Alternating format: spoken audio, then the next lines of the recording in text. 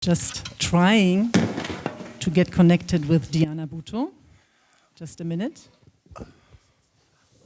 Oh, I'm here. Ah, she's there. Okay, there she is. It's nice to see you all.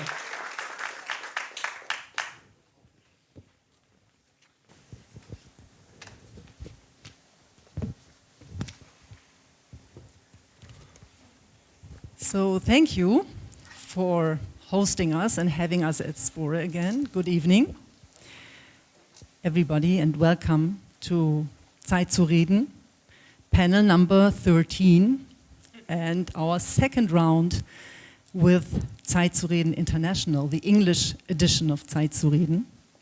And we had a first English event, and maybe some of you remember we had an English panel back in May where we discussed Gaza and German memory politics with Pankaj Mishra and Daniel Mawecki.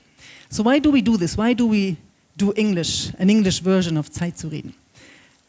Some of you may think, well, they didn't find a German scholar ready to talk about genocide. And this is one part of the truth, to be honest. But this is also part of our strategy. Because, as many of you know, we want to reach mainstream German society with information, critical information and knowledge, so that people from different backgrounds are enabled to talk about sensitive issues. And there are, in fact, some topics that require some input from abroad in order to either stimulate and advance the German discourse or to reconnect even German society with an international discourse that seems very distant or maybe even absent to German public. And this is definitely the case with today's topic, with the theme of genocide. Although today we had never again Völkermord, nie wieder Völkermord already at the Brandenburger Tor. So I mean, it's getting to the public. There was a huge banner. It didn't stay there very long though, but I mean, it was definitely an important sign. So over the past 2 years, the term itself, the term genocide, has become a taboo in Germany. Politicians, journalists, academics, representatives of non-governmental organizations, they avoid using the term in the context of Gaza, because for many Germans, genocide is associated with the Holocaust, which makes it difficult for them to apply the term genocide to the Jewish state of Israel. And there are several aspects here, and we will discuss some of them tonight, but I want to make two arguments here, or 2 points before we begin. In Germany's collective memory, Jews are victims. They were victims of genocide by Nazi Germany. They were supposed to find safety in the state of Israel. So how could this state, or the government of this state itself, commit a genocide? How can Jews go from being victims of genocide to be perpetrators of genocide? This is very difficult to discuss in Germany. Even though stereotyping Jews in a certain role, even if it's as a victim, is a form of racism and of anti-Semitism. The second argument in Germany is that if we accept the idea that a genocide is taking place in Gaza, we would be relativizing the Holocaust, questioning its singularity, and thus distorting the memory of the Holocaust. However, as many Holocaust scholars and genocide experts have emphasized, the opposite is true. The lesson of the Holocaust is never again for all people everywhere. So the moment we fail to see, to prevent, and to denounce genocide is when we distort the memory of the Holocaust. So using this argument in the context of Gaza is dishonest, and it is, in the German case, pure hypocrisy, as Germany has previously acknowledged other genocides in different places, including its own genocidal past, which involves not only the systematic industrial extermination of millions of Jews, but even other genocides. And it took many decades for Germany to recognize its genocide of the Sinti and Roma, and it finally recognized it in 1982. In the case of the Armenians, Germany acknowledged its complicity in the genocide perpetrated in the Ottoman Empire, finally in 2016. And then finally in 2021, it acknowledged its genocide as a colonial power in Southwest Africa, now Namibia, against the Ova Herero and Nama. So Germany knows very well that genocides do not have to resemble the Holocaust in order to be identified as such. Nevertheless, it refuses to even consider the case of Gaza as a genocide. At the same time, the term genocide in connection with Gaza has become completely normalized internationally. Israel's military operations in Gaza have been classified as genocide by the majority of genocide and Holocaust scholars, by Palestinian, international and Israeli human rights organizations, and by the UN Human Rights Council. And this is why we must enable German civil society, German media, German politicians to discuss genocide in Gaza, at least on the basis of international law. We will do so tonight with the help of 3 respected experts and powerful voices. Diana Buttu is with us, and you see her on screen. She's joining us from Haifa. She is a Palestinian-Canadian lawyer, analyst, and writer. She's also the communications director in Palestine for the Institute for Middle East Understanding. Previously, she served as a legal advisor to the PLO, the Palestinian Liberation Organization, and she participated in peace negotiations between Israeli and Palestinian organizations. And many of you know her on screen. This is why it's quite typical to see Diana like this, as a prominent voice on Palestine in international media. A warm welcome to you, Diana.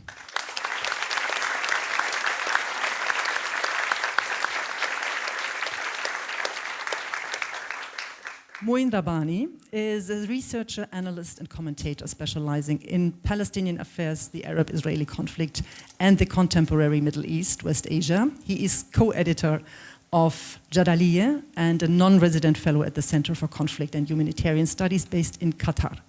He used to work as a researcher with El-Haq, and he was a senior Middle East analyst and special advisor with the International Crisis Group before. He has co-authored and co-edited a number of books, and his new book, called Gaza Apocalypse, Causes and Consequences, is to be published in January, if you finish it by then, right? That's what it is. So, and on Saturday, this is important, on this Saturday, Mouin will give a lecture on the Palestinian National Movement at 7 p.m. at Boom. So it's not going to be at Spoor, it's going to be at Boom. Thank you very much for being with us. A warm welcome.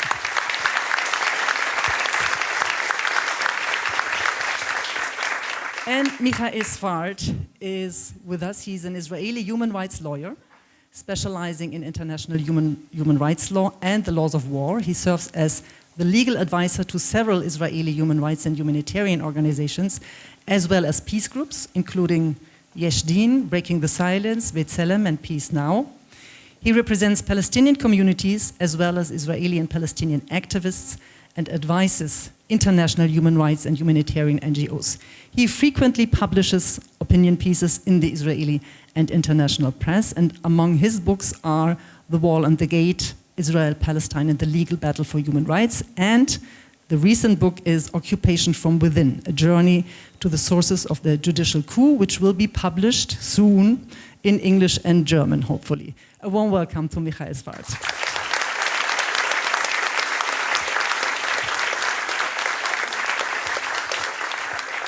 Great to have you all with us in Berlin, and I want to start by going back to history, to start at the very beginning with a Jewish person, a law professor from Poland, Raphael Lemkin, who invented or coined the term genocide, and who goes as the father of the Genocide Convention, as he was the first legal expert to promote the concept of the crime of genocide. So Michael, maybe you can introduce him to us. Who was he, and what motivated him back in the 1920s and 1930s for such a legal framework of genocide? Good evening. It is a pleasure to be here. Thank you for inviting me. I was very tense towards this evening. It's not an easy topic, but then I was tense for another reason. For 15 minutes, I couldn't decide whether to put on a tie or not. And then I came here and I saw that Mouin is with a tie, so I'm sorry for being underdressed. You are not underdressed, it's boring. And also, it's so great to see Diana. I'm sorry that I have to go all the way to Berlin to see her, but it's great to see her.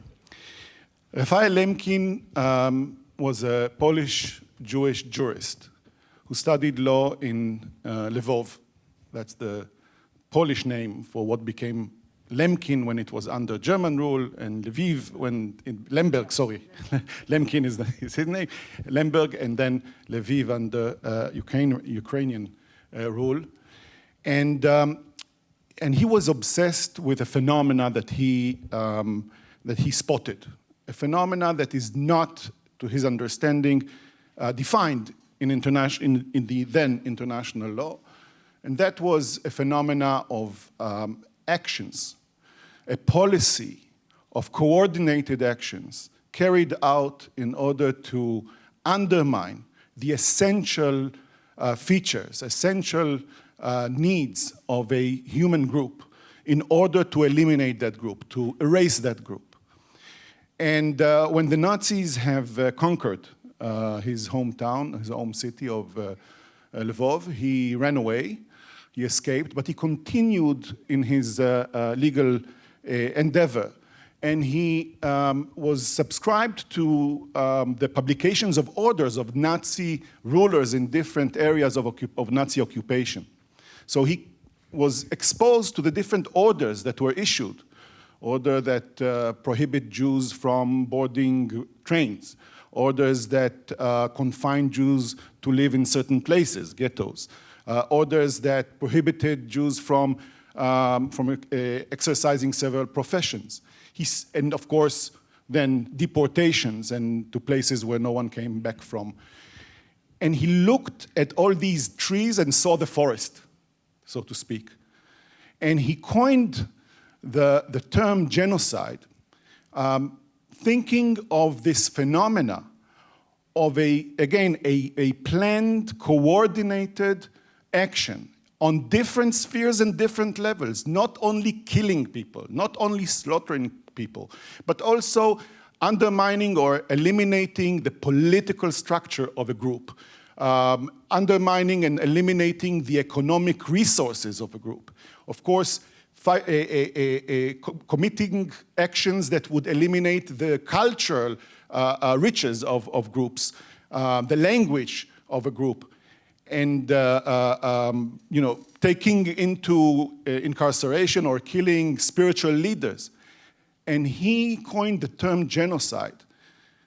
In his mind, it was an international crime that should be acknowledged, recognized by the international community, a crime that protects the idea of a diverse group humanity, that humanity has many groups, and eliminating, erasing, destroying, in the language of the definition, destroying a group narrows down the group diversity of humanity. So for him, genocide could be carried out, exercised in many different ways. Of course, mass killing is one of the ways, but it's not the only one. And then when the war was over and the international tribunals were set up, he advocated for the inclusion of this crime in the London Statute of the military tribunals in Nuremberg and the military tribunals in Tokyo, but he was not successful. And Nazi criminals were tried not for genocide, but rather for a crime against humanity of extermination, for the mass killing of Jews. Later on, he managed to convince the UN to start to embark on a process of adopting an international treaty, an international convention on genocide. But the definition that was eventually adopted because of political pressures from all kinds of powers, the definition was much, much narrower than what Lemkin envisaged. It was narrower in the sense that the type of actions that were recognized as genocidal actions were only of two types: physical destruction of a group and biological destruction of a group. The other types were not included in this, and there are other reasons why, other elements why it was narrower. And I just will end with saying that this gap between what Lemkin thought of as a social, political, criminal enterprise and what eventually the UN adopted because of pressures of colonial past and present powers that were afraid that adopting such a wide definition would render colonialism as a genocidal process, because the Soviets that were afraid that political groups would be seen as protected, because of all of these things, there became a gap that we're now seeing between the legal profession and how it perceives what genocide is, and between genocide studies and genocide scholars who have a much wider view of what the phenomena of genocide is. So he himself had this broad idea of genocide. It did not come into being, Diana. And you know what, can we see, because I don't see her well on the screen, I see ourselves. Yes, maybe we can make her a little bigger so I will notice.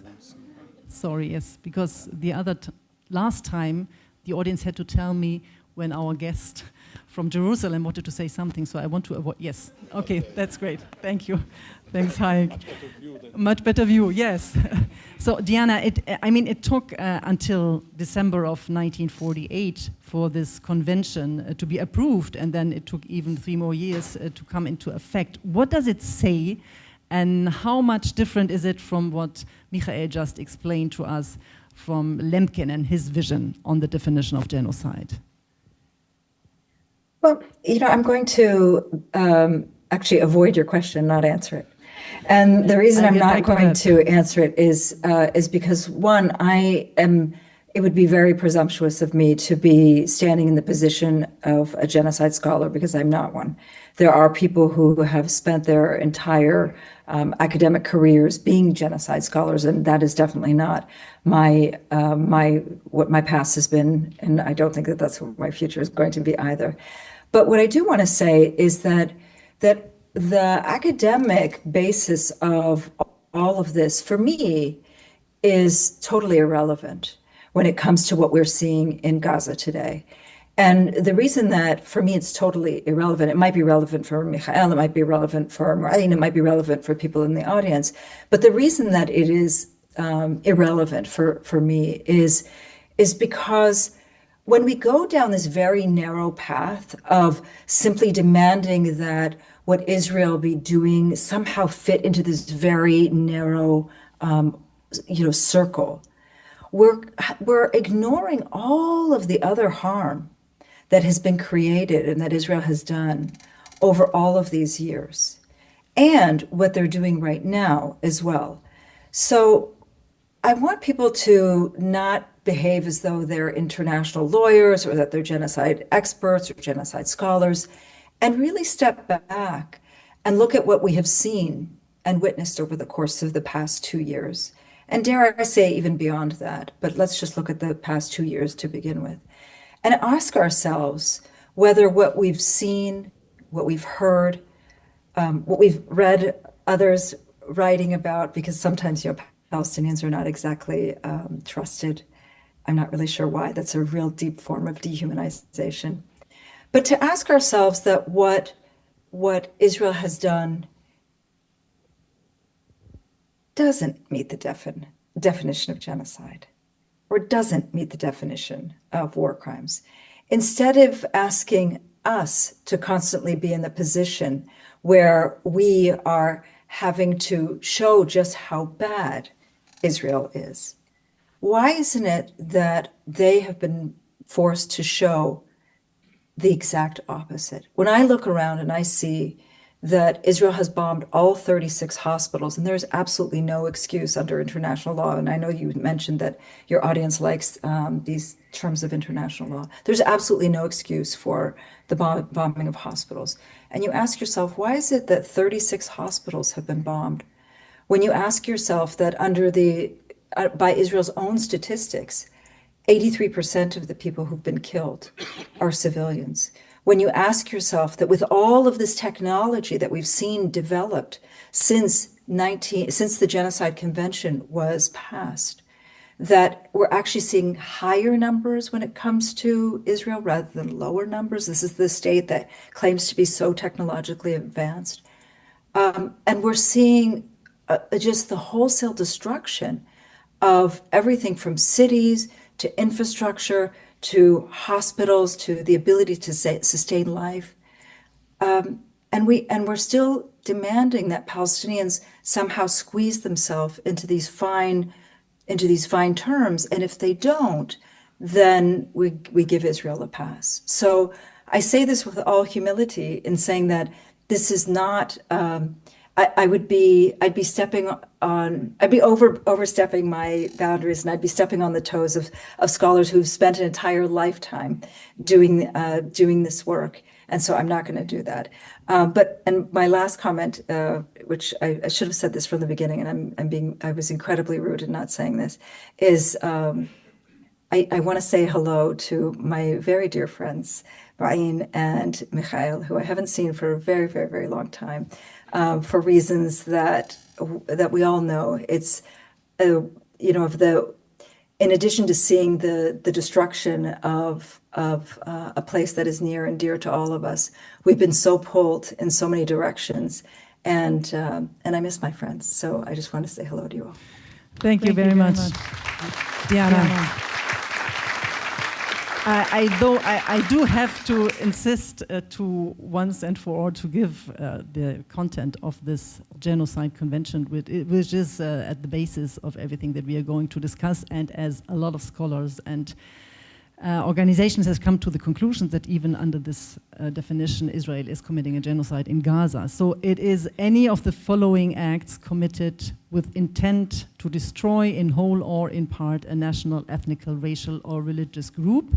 And the acts, and Michael pointed this out, they are very much narrowed down to physical and biological extermination and not any of the broader understanding that Lemkin had.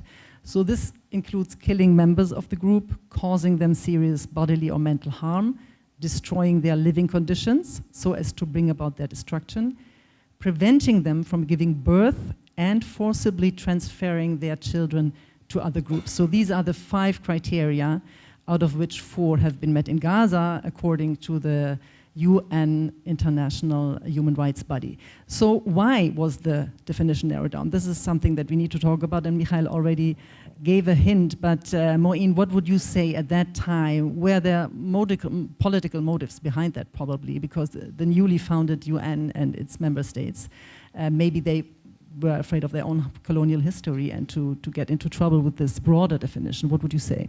Is this on? Yeah, okay. Well, let me first also join my colleagues and thank Zeit Reden for hosting this discussion, and especially you for leading it. And I'm honored to share the podium with 2 people I've long respected and admired, Michael and Diana. I would like to make 2 comments before answering your question. The first is that I think it's important to recognize that Lemkin began his interest with genocide long before the Nazi Holocaust, and he was specifically motivated by the Armenian genocide. Excuse me, and he wanted to understand why at that time, under international law, there was a greater penalty for murdering a single individual, as I think as he put it, than for killing an entire group of people. And I think it was as a result of the Holocaust that he solidified and crystallized his understanding and definition of genocide. But the interest and the motivations long predate that. The second is you've just read out the definition of genocide under the 1948 Convention, and I think it's important to understand that according to the 4th and 5th elements of that definition, preventing births and forcibly transferring children to another group, you can actually be guilty of genocide without killing a single person. And I think that's also important to recognize. And I think it's quite natural and understandable that when you have a discussion about genocide, people always point to the German Holocaust as kind of the template. Well, how does it compare to that? But let's take two other examples from decades after the Holocaust. According to the International Court of Justice, during the Bosnian War, according to them, one may disagree, but according to them, there was only one act of genocide, and that was the massacre at Srebrenica. And what happened at Srebrenica is that the Serbian forces killed only men and boys, I think aged 12 and above. They didn't kill any women, they didn't kill any children for the act for which genocide was determined. And they killed 8,000 people. So how would they, this is interesting, because how would they at that time define them as a group? You know, killing part of the entirety of a group. Well, I think the reasoning was that there was, because genocide, of course, consists of two components, the act and the intent, and you have to have both. And I think in Srebrenica, you had the act, and it was specifically done in order to destroy the Bosnian Muslim population in whole or in part. And the second one that I always think needs to be mentioned in this respect is the Rwandan genocide, because Germany, of course, perpetrated a genocide using the most advanced industrial techniques available at the time. In Rwanda, it was primarily clubs and machetes.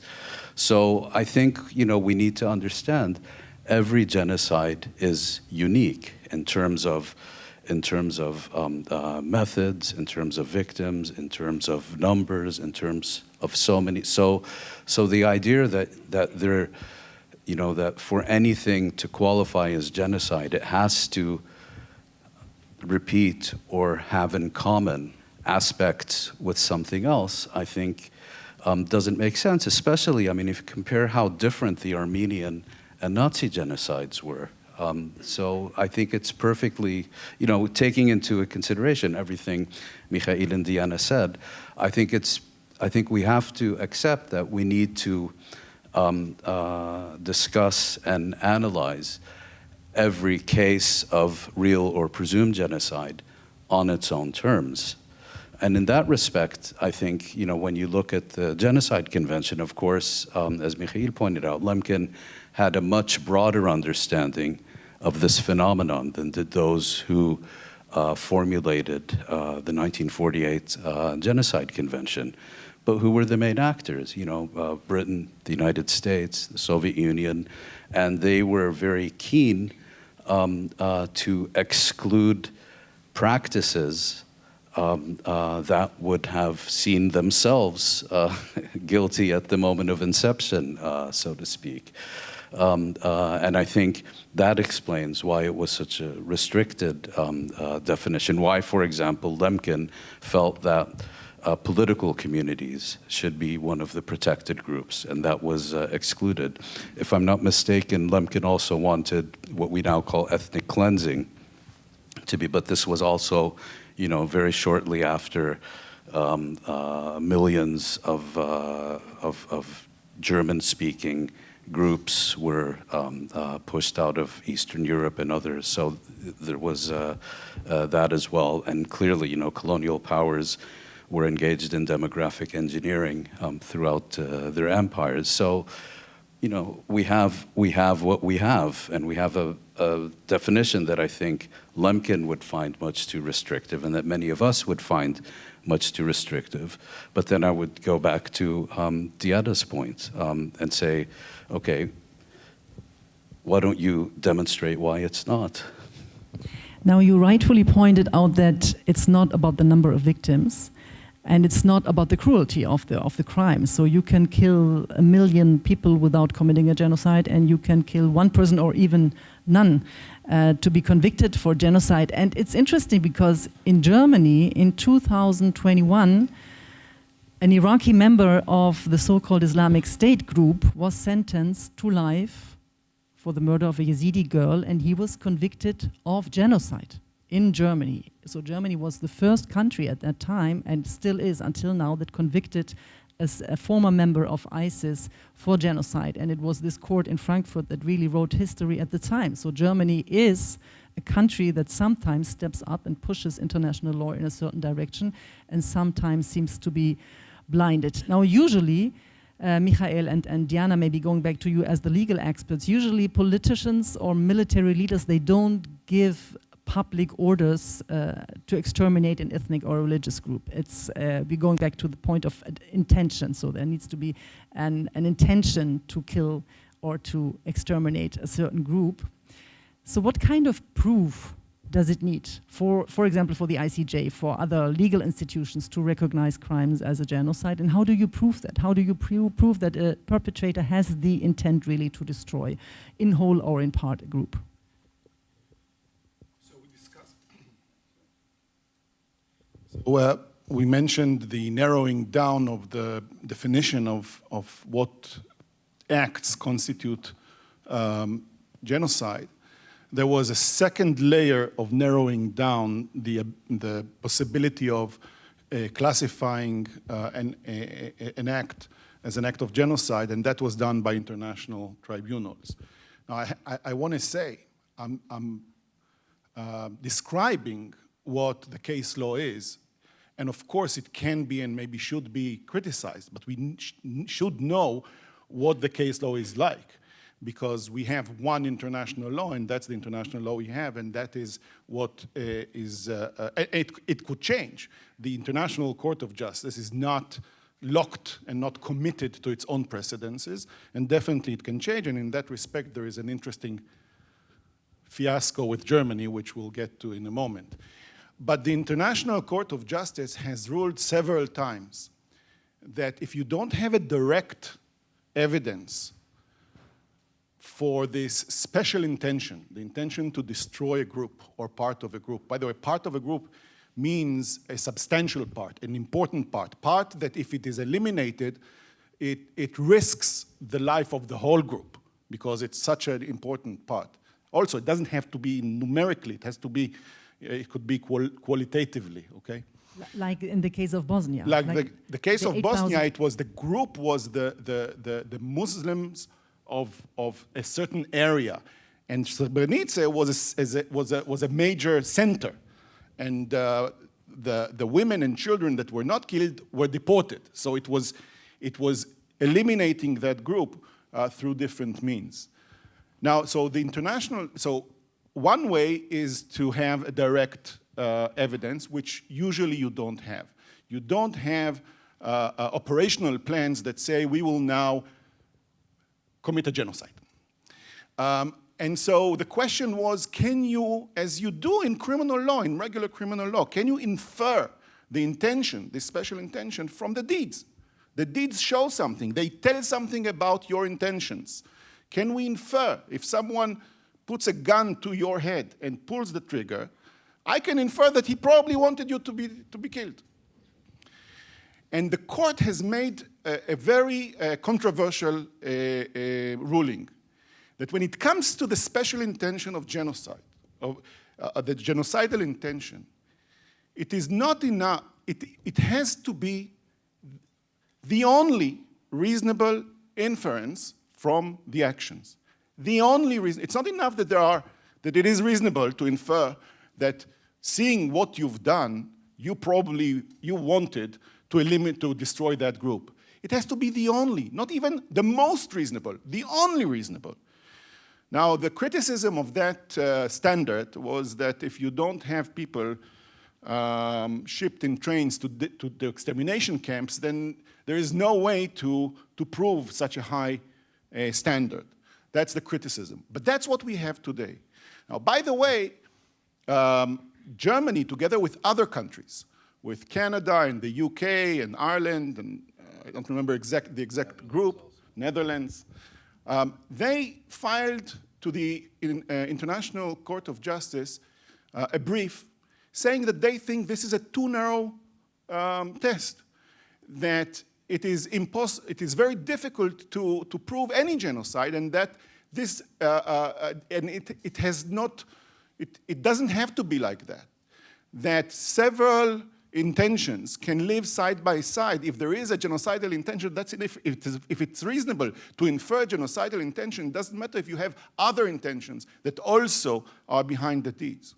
This was in the case Gambia against Myanmar, Of right? course, it was not in the South African case. It was in the, I'm sure there are people in the German government that now scratch their head what they're doing now with that brief.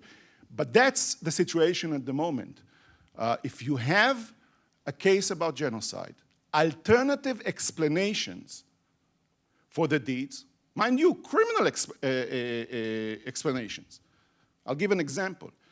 If a country starves a population, if it starves a population, it stops all humanitarian aid to that population. Children are being killed, are dying slowly because of malnutrition. One reasonable inference is that there is an intent to destroy that group. But if, for example, there is another alternative explanation, and that alternative explanation is that that was a means of warfare, trying to get the other party to surrender or to release hostages, then the question, what we do when we have two reasonable inferences that can be taken. And also, one last thing, there were parties in some of the cases that tried to widen the scope and say, look, we don't have to look only at the deed.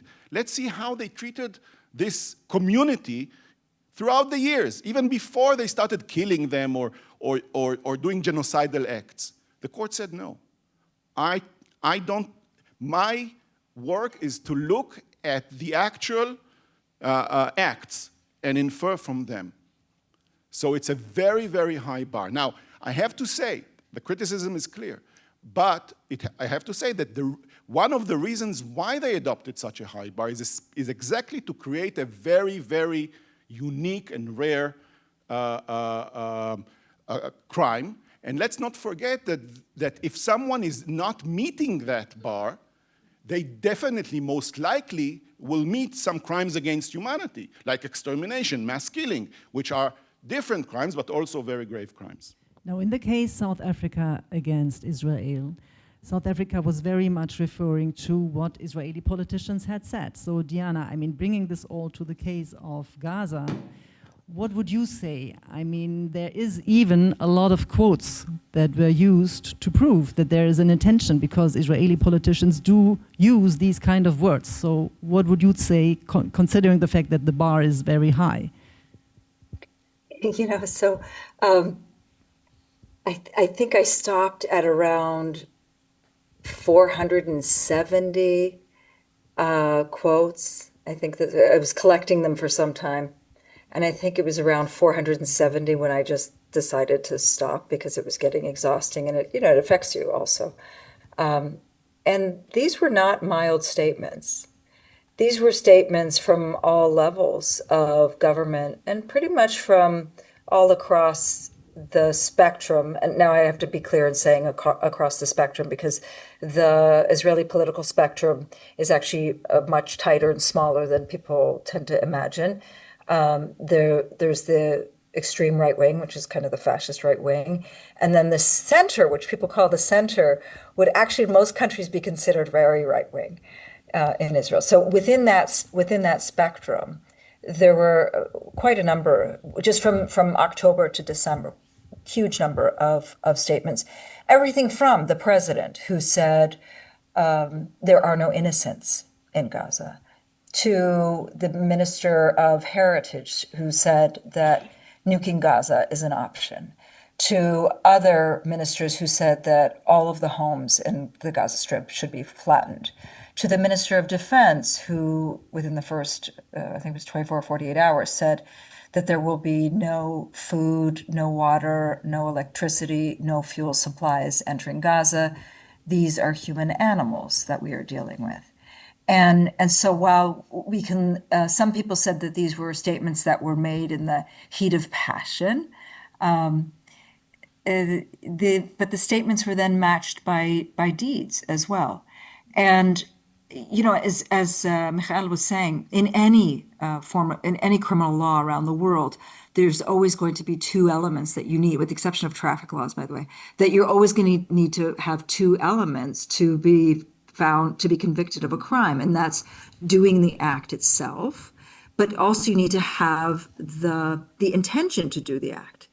And so in the case of Israel, we've seen the acts, but we've also seen the intention that precedes the acts that they've been doing.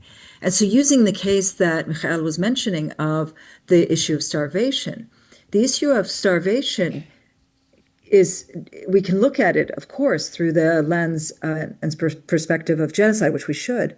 But even if they're using it as a tool or a tactic of war, starvation is illegal as a weapon of war, right? So no matter how you're looking at these statements, the statements were of such a high level that again, anybody looking at them would be shocked and horrified.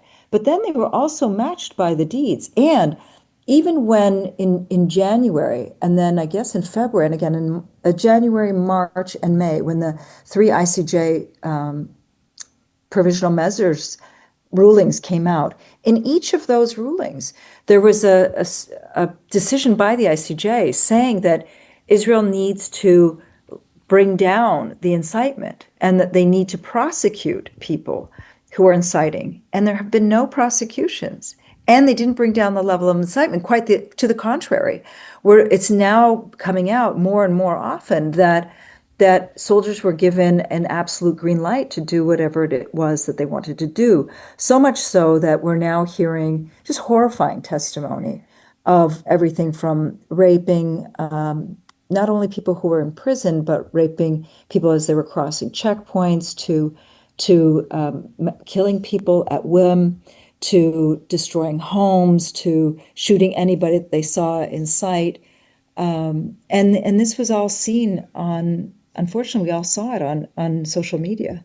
And it was so the words were very much matched by the deeds, sad to say. And people are just now waking up and realizing this. At the same time, Israel would still insist that these people who say such things would not represent Israel's official policy. They would argue like that, and they would say that this was not, that as long as we let some humanitarian aid flow into Gaza, obviously we don't want to starve the population. These are the arguments that are being brought forward. So let's maybe talk about what Israel really did after what the ICJ told them to do. And this is important because we have this principle of complementarity. So the fact that the jurisdiction or the ICC or the ICJ, both, they cannot become active, they cannot carry out investigations or prosecutions themselves, because the country itself has to be the one that does this first, and everybody's expecting this. And Germany, for example, as a country would always argue that as a democracy, so-called, and a state of law, you know, that Israel would do this. So a question to both of you, is there any accountability for what happened after October 7th, or even in the past? Maybe we start with the past. Is there accountability for soldiers and state representatives in Israel? Maybe Michael has to answer first, yes. No. Okay, that's the short answer I was expecting, but maybe you could elaborate a little bit. My career for 3 decades, what I do with some of my NGO clients and many Palestinian clients is trying to get some form of justice. Not high quality justice, some justice. For those who have been abused, harassed, whose land was grabbed, who were beaten, who were humiliated by both Israeli soldiers and Israeli citizens, settlers and their supporters. And my career is a complete failure in that sense. Israel has created what I called back before the current government took power, a law enforcement scarecrow that has absolutely no soul. It is there just for the photo op. We have police stations, we have police cars, we have interrogation rooms, but it's all just for the photo op. Palestinians are constantly being denied justice, and when I was younger, I thought that it's a failure of the system, and if I will only fight it to correct it, it would be better. And it took me time, and I lost a lot of hair, and then I realized that it's not a failure of the system. The system is programmed to do exactly that. And what we see now is even worse, not worse, but the scarecrow was taken out of the field. We don't even have a scarecrow now. During the 2 years of the Gaza war, there were 3 trials, 3 indictments against soldiers. One, a guard in the torture prison of Sde Teman that beaten a Palestinian inmate had this lousy luck that a doctor that was a reserve soldier saw it, complained, took it to the media, and it was a good opportunity to put to trial some very foot soldier, low-ranking, to say we're doing something. Second, a soldier that pillaged in Gaza a house and took money, had the very bad luck that when he tried to use that money, it appeared that the money was forged. And then everything, and he was arrested and put to trial. And then the third one is the very serious case of Sde Teman, which is about to ruin completely the JAG office. It already has. Because the idea that Israeli military police and military prosecution will prosecute soldiers was met with a huge political backlash that it couldn't endure. So we don't have now even the scarecrow of law enforcement on soldiers. And even less so after October 7th and what happened in Gaza. I mean, on the crimes committed there's no action whatsoever. So, I mean, what South Africa stated back in December 2023 was not claiming that Israel was committing genocide, but it said that it had failed to prevent genocide and has failed to prosecute direct and overt incitement to genocide. So this is how it all started, it was not about, so this is, we just understand that this failed, and the idea of the whole genocide convention is exactly this. Mouin, I want to go back to the idea of this convention, which is to prevent genocide. It's not to come after some years to the conclusion, yes, we just witnessed another genocide. The idea is to prevent it. Why did other than Gaza, why did the states or the international community fail? You mentioned already 2 genocides. Why did it fail to this extent to prevent genocides after 51 and implementing the Genocide Convention? Yes, as you mentioned, the Genocide Convention, it's the 1948 Convention on the Prevention and Punishment of Genocide. In other words, the signatories to the convention have a positive obligation not only to punish those responsible for genocide, but to prevent and intervene in cases where there is a reasonable likelihood that genocide is being perpetrated. And of course, what we've seen consistently over the past 2 years is people saying, well, I think we need to withhold judgment until the International Court of Justice reaches a determination on whether or not Israel has in fact or has not committed genocide, which completely defeats the entire purpose of the convention, especially because, I think it was Diana who mentioned, on 3 occasions, the ICJ issued provisional measures requiring not only Israel, but also all the signatories to the Genocide Convention to undertake an entire series of actions in order to fulfill their obligations under that convention. And they haven't implemented a single one of them, literally not a single one of a total, 15 maybe provisional measures so far. So it's made an absolute mockery of the convention and of its applicability. And I was about to make another point. But Go ahead. I wanted to go back to Yeah. this, zooming out a little bit. You know, Yes. why did we fail all these decades in preventing genocides, having this convention? You know, what is it? What are the reasons? For the simple reason that international law does not exist independently of politics. It is governed by politics. And when you have a situation in which the key states with the most power either are fully in support of Israel or have taken a position of indifference and looking the other way, then of course nothing is going to happen, because international law, and particularly the Genocide Convention, is not self-implementing. Even rulings by the International Court of Justice, this isn't a national court where if you're convicted of murder or rape or robbery, an officer comes, put handcuffs on you and takes you off to prison. That doesn't exist in international law, or certainly not with the Genocide Convention, unless the signatories take a decision to implement its rulings. And the issue here is political. The United States, the European Union, Germany, Britain, and so on, have decided that, as Germany's chancellor has said very clearly and explicitly, Israel is doing the dirty work for all of us. Well, why are you going to intervene when you want this dirty work to be done not only for them, but for you? And you want it to be done successfully. So it comes back to political decisions.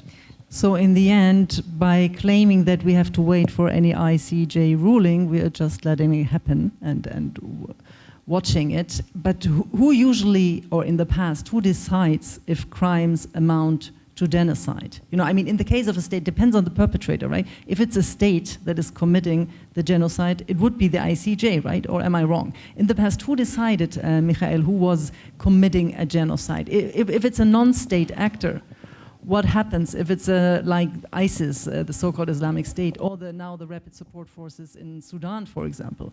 Is it the ICC then who takes over? Who is supposed to be the legal instrument or the legal... International law, there are many international law institutions. It's not that one is entrusted with the task of... yes, there are special rapporteurs, the UN special rapporteurs who are entrusted with the task of looking at mass murders everywhere, and it always starts with the professional echelon. Actually, to be honest, it always starts with civil society and with human rights organizations. That's where it starts. And then it goes up the chain in the UN.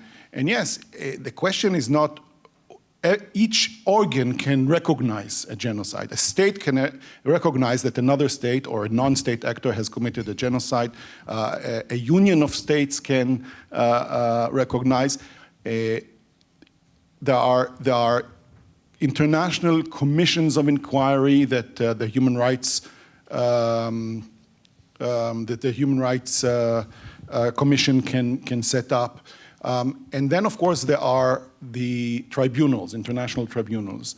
And the International Criminal Court, which is a world court for international crimes, and before it, the ad hoc tribunals for Rwanda and for Yugoslavia, they had done a lot of factual work in order to conclude whether genocide has been committed in the framework of a specific case of an individual who was tried in those tribunals. And presumably, we will also see that at the ICC when defendants who are charged with that crime will be before it. But I just want to say that when we talk about enforcement of international law, yes, it's completely vulnerable to politics. Not that domestic laws are not sensitive to power and to political power, economic power, and others, but international law is especially vulnerable to power. But the ICJ, it's of course the signatories to the convention have a special obligation, but the ICJ ruling are also supposed to be enforced by the Security Council. And the Security Council is notoriously vetoing every decision that has to do with Israel. Now, I'll give it one example. I mean, there are two interim measures that the ICJ has issued in the South African case. One mentioned before to stop incitement and to enforce the law on those who incite to genocide, because incitement to genocide is a crime of itself under the convention. And the second is to facilitate, not just not to deny, but to facilitate humanitarian aid to Gaza. And immediately after those measures, interim measures were issued, it seemed to me like Israel was accelerating in commission of these things.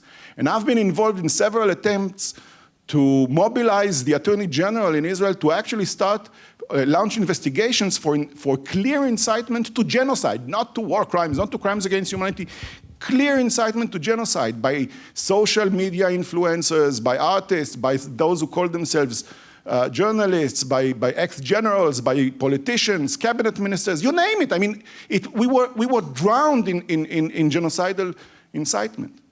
And you know what happened to this case? It's still pending. The court was so intimidated, we're just not getting to a ruling. And the same goes with humanitarian aid. The question of why that was not enforced, why Israel was clearly violating the interim measure, regardless of whether there is genocide or not, there was an order by the court, was supposed to be brought to the Security Council. That's how it should have been working in a perfect world. And I mean, Israel being incapable and unwilling to do these investigations and to come to some form of accountability, it should be the ICJ and the ICC. But obviously, Israel is not a signatory to the ICC, which brings me to a question. But that's not a problem. I wanted to. Yes, exactly. This is what I wanted to ask Diana for, because when you are, I mean, we have several. I mean, the most powerful countries in the world are no signatories. The USA, Russia, China, India, Israel. They are not signatories to the ICC, which makes it all the more necessary for other countries who want their case to be taken care of there to become signatories. And this is what Palestine did. I mean, this is really, it was like a path through justice, trying to get justice to a certain extent. And so they exceeded the Rome Statute in 2015, if I remember well. So question to Diana, how important was this, and how much was this part of a strategy, and did it make a difference? And does it make a difference today, if we look at the arrest warrants, for example? So I want to step back a little bit, because I think this point is going to be a little bit important. It's going to be important to then provide the arc to answer the question about the accession. So in terms of the crime of genocide, it's not just a question of the countries that have signed on to the Genocide Convention, because the crime of genocide is one of these crimes that's considered so high in international law that it warrants that every country around the world, whether they've signed on to the convention or not signed on to the convention, that they have an obligation to undertake measures to prevent genocide, to prevent and to stop genocide. So it doesn't matter if the country has signed on to the Genocide Convention or has not signed on to the Genocide Convention.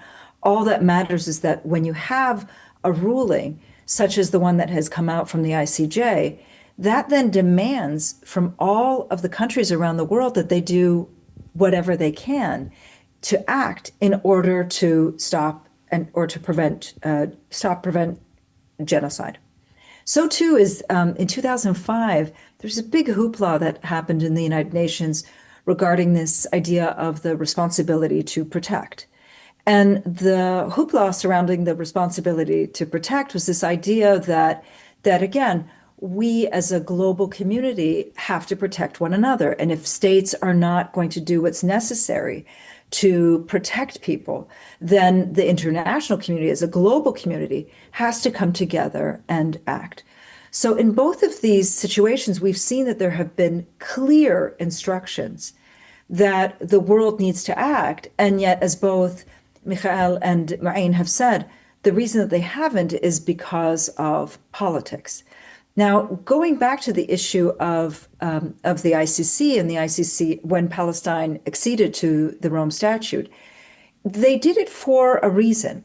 One of the reasons that they did it was because Palestinians are always looking to which venue is going to work for us. Like what's going to be that tipping point that gets the world to say, okay, Israel's now crossed a line. And so using the Rome Statute, the whole hope, remember, this was at a time when the hope was that finally they're going to do something in relation to Israel's attack on Gaza in 2008, 2009 with cast lead, and then the subsequent attacks on Gaza. But also one of the motives was that maybe this will be the key to stopping Israel's expansion of settlements in the West Bank. Because on that, there's really no argument. You can't say this is necessary or that there's there's no real argument for the settlements. They're considered war crimes. And so that was important. That was the reason that it was done. And it was done as a way of kind of pushing this idea of statehood recognition. Now, was this important? Yes. Has it proven effective? And the answer is no. And the reason that the answer, I should be a little bit cautious. It's a yes and a no. The no is that we still don't see that any of these people, while there's indictments, there aren't enough indictments. We've only seen that Yoav Gallant has been indicted and Netanyahu, but Israel Katz, who's the current Minister of Defense, he's in many ways much worse than Gallant is, and he hasn't been indicted for anything. So while we've seen some indictments, not many, there actually haven't been any arrests. Right? We haven't seen an actual arrest or anybody going out of their way to push for these arrests. So that's one. But on the flip side, and to say we haven't seen the second part of that, which is that if you know that this is the prime minister and this man has an arrest warrant out, why is it that countries such as Germany are still arming Israel with a prime minister that has an arrest warrant against him? And so while there's one side that says no, there's a flip side, which is that for countries that do believe in international law and that do believe in the ICC, it's certainly made it more difficult for people like Gallant and for Netanyahu to travel around the world. The world's become a much smaller place for both of these. Will this have a long-term effect? It remains to be seen. And that's why, if anything, the hope that I take away from all of this is that while we haven't seen a failure of the international legal system, we've seen a failure of the implementation of the legal system. I'm optimistic that we've seen so much global support and so many efforts on the grassroots stage to try to stop Israel, try to do what governments should be doing. Everything from trying to stop the arms shipments to Israel, to pushing for these flotillas. People are risking their lives to do what governments should be doing.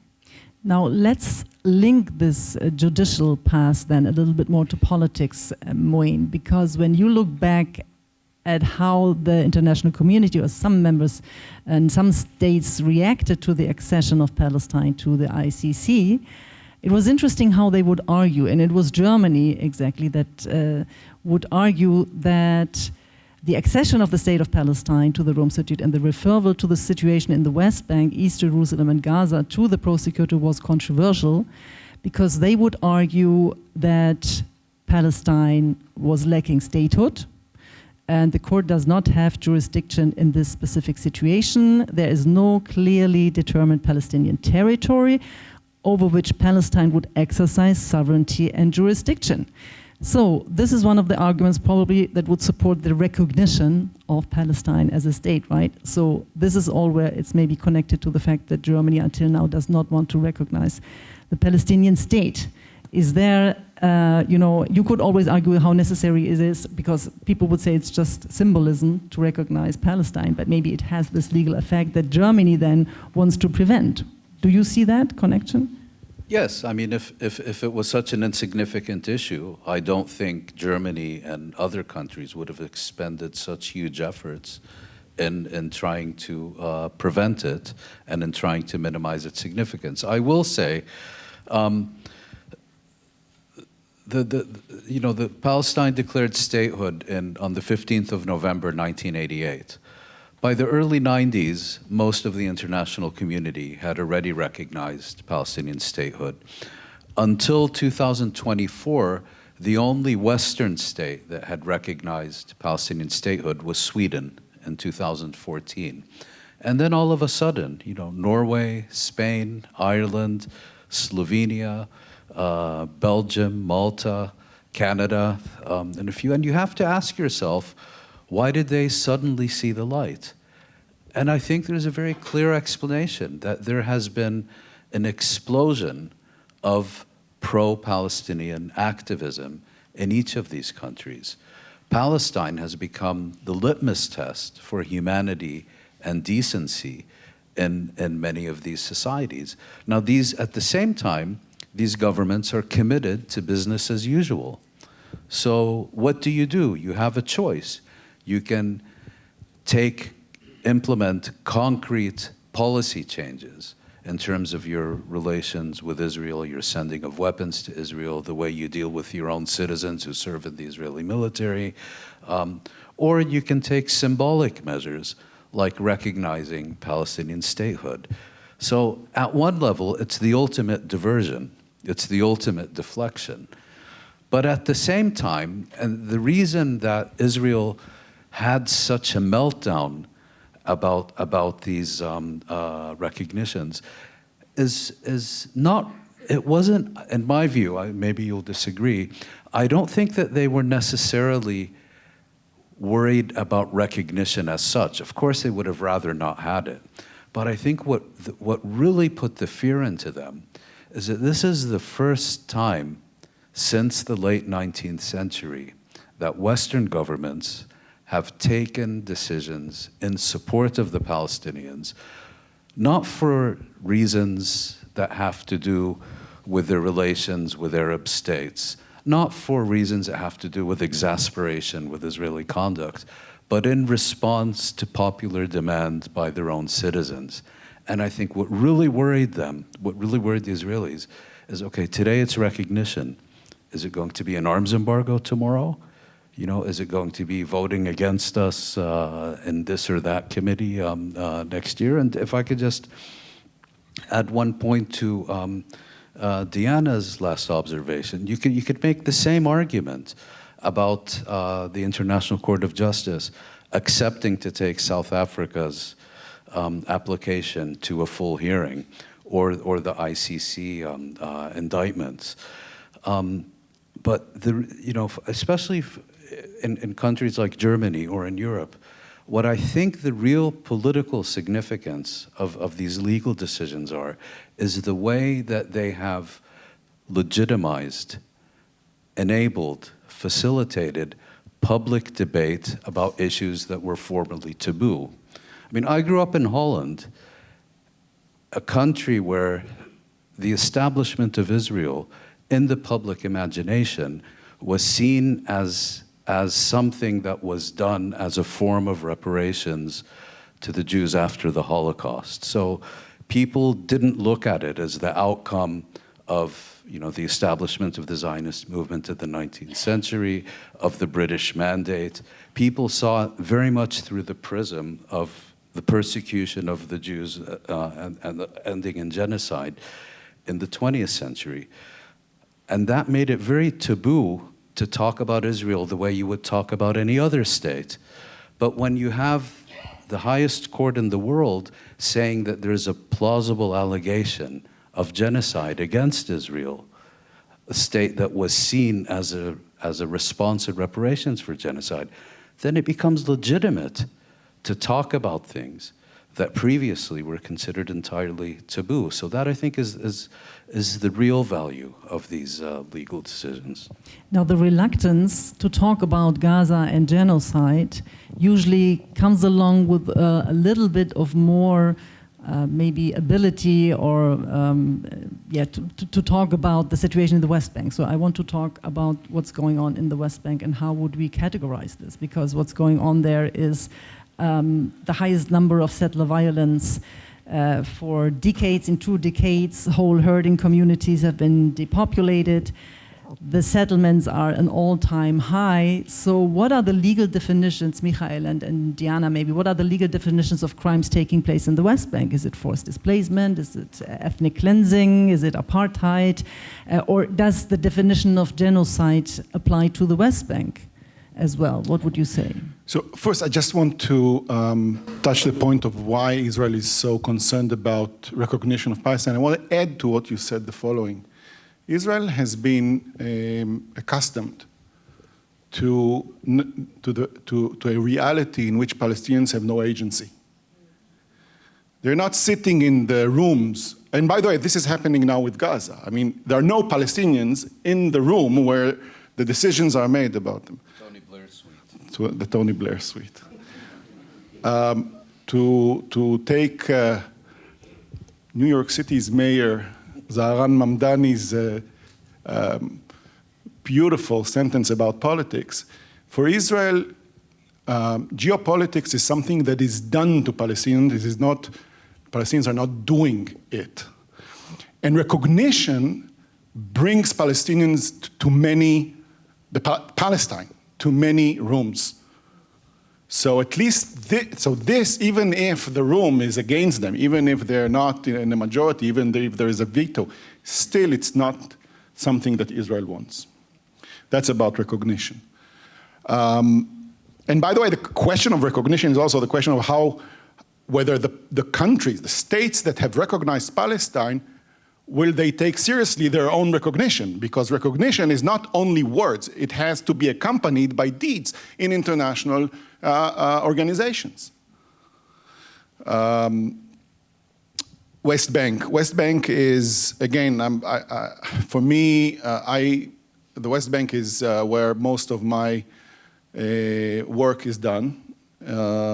And I've seen throughout the years, I've been very intimately and intensively involved in many litigations and representation of communities and individuals in the West Bank. And I'm telling you, there has never been anything remotely like this. There were bad times. It is unparalleled what is going on now. We're seeing a concerted effort that is done by a myriad of practices and policies, both by settlers and by the authorities, which are, of course, one, to displace Palestinian communities from all the rural areas, basically. Those of you who know the map, from the Jordan Valley, mainly from the Jordan Valley, from the South Mount Hebron, from the Jerusalem periphery, every place that is not densely populated, and even some places where villages are a bit bigger, but mainly the very, very, very impoverished, weak communities, through violence with a Ku Klux Klan style gang raids on communities with absolute impunity, with a steep rise in home demolitions by the authorities. After October 7th, denial of movement was like the West Bank communities are in a lockdown, in a constant lockdown, and their farmlands are completely closed to them, shut to them, which allows settlers to take over. And what we've seen is dozens of communities eventually fleeing their place of where they live. And that is exactly the aim, to push those rural communities into the build-up enclaves, into the urban enclaves of the West Bank. And I would call this, I remember the question. Just wanted to remind you. I would call this ethnic cleansing. And it is ethnic cleansing in the framework, and of course in an apartheid framework, a legal framework that corresponds to apartheid. it took me time. I'm a late bloomer, but I recognize that the crime of apartheid is being committed forcefully, and so the ethnic cleansing comes on the shoulders of apartheid. Diana, what would you say? And I want to give you another question because Michael was just mentioning this, that he was a late person to recognize this. We are having a debate about, who uses the term genocide, who doesn't, and who started at what point to call what's going on in Gaza a genocide. And then you have the early adopters like Ras Siegel, and then you have people who were late like Omar Batov, and there's a whole discussion about ranking these people. And when did they realize? Is this helpful, this discussion? I want to ask you, Diana. And how would you describe what's going on in the West Bank? Oh, I agree entirely with Michael. I could give so many stories, and he could too, and we could go on for days. I was actually just thinking, this is a quick aside, I was just thinking the first time we met, how many settlers there were, and then how many there are now. And the boost, I think, has been 250,000, which either means that we're very old, Michael, or it means that there's been such a surge in the number of settlers over the years, or both. But to get to, and maybe both of us can talk about some of the people we know and just the horrifying stories that we have seen and that we've lived through. As somebody who frequently travels from Haifa to Ramallah being in the West Bank, it's become terrifying. And I'm somebody who has the ability to travel. So the vast majority of Palestinians who live in the West Bank do not have the ability to travel outside of the West Bank. So they can't go to Jerusalem. They can't come visit me.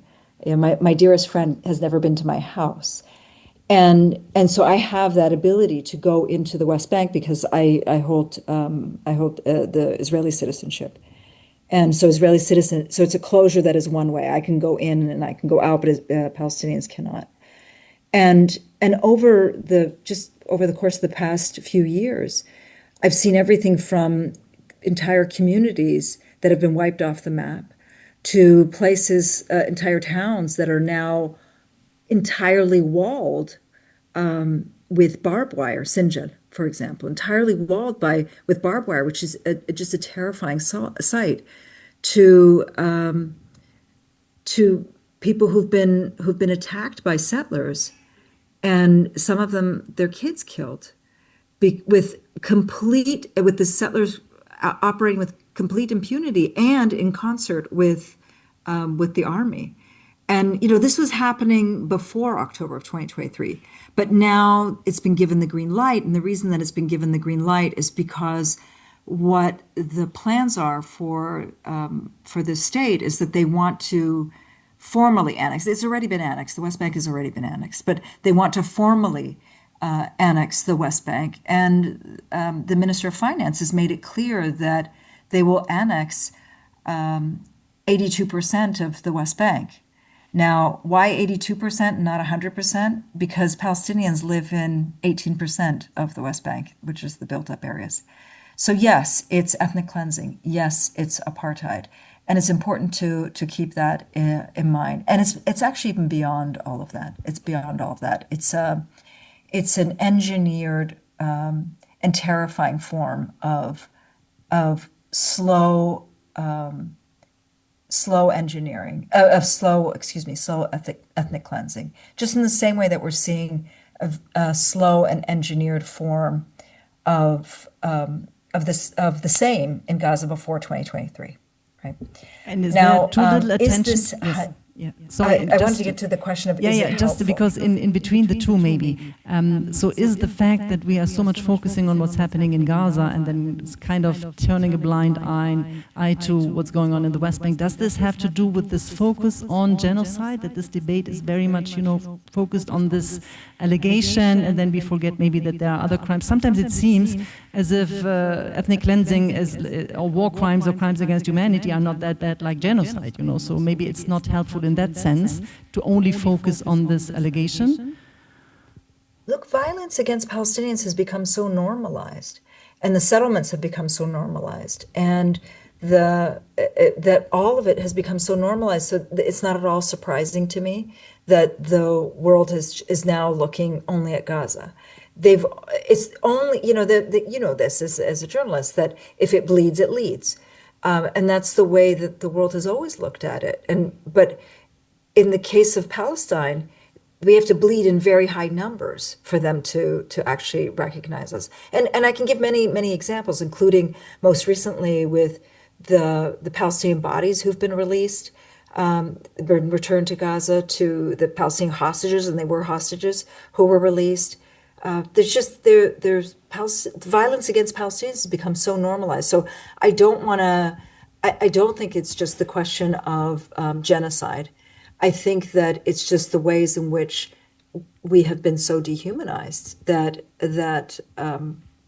it's become natural and normal for the world to ignore us. But getting to the question of the late bloomers, I like that term.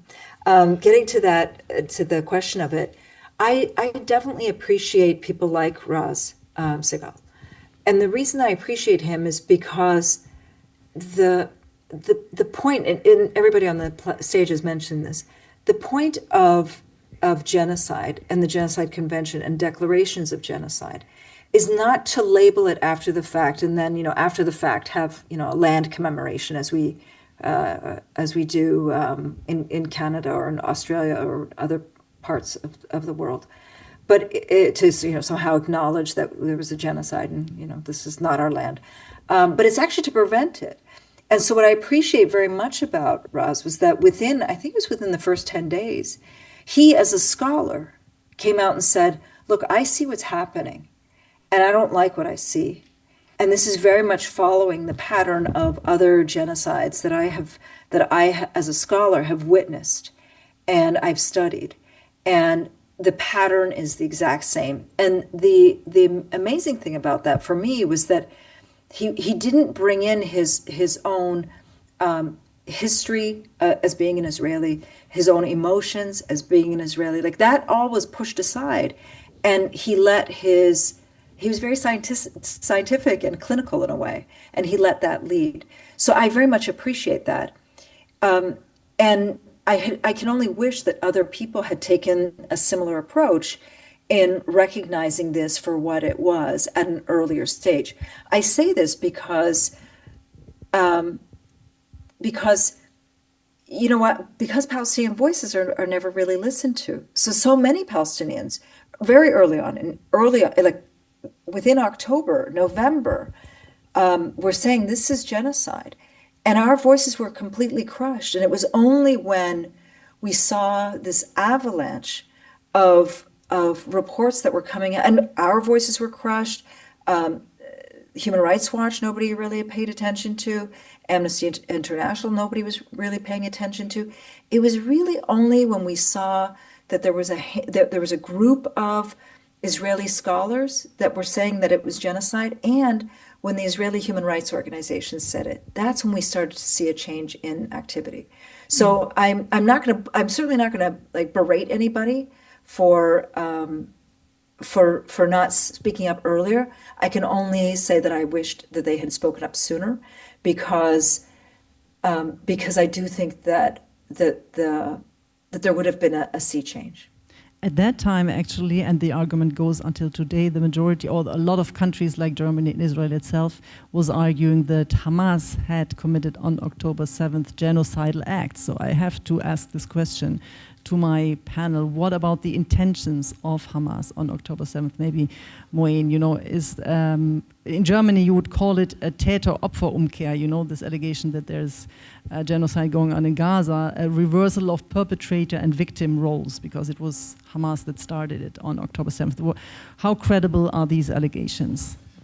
I'll respond to that, but I first just, on the issue of late bloomers, I also took my time I'm neither a lawyer nor a genocide scholar, and I also came quite late to the conclusion. In my specific case, some of you may remember that already in late October, early November, there was a campaign by some people to have the issue of genocide brought before either the Human Rights Commission or the International Court of Justice.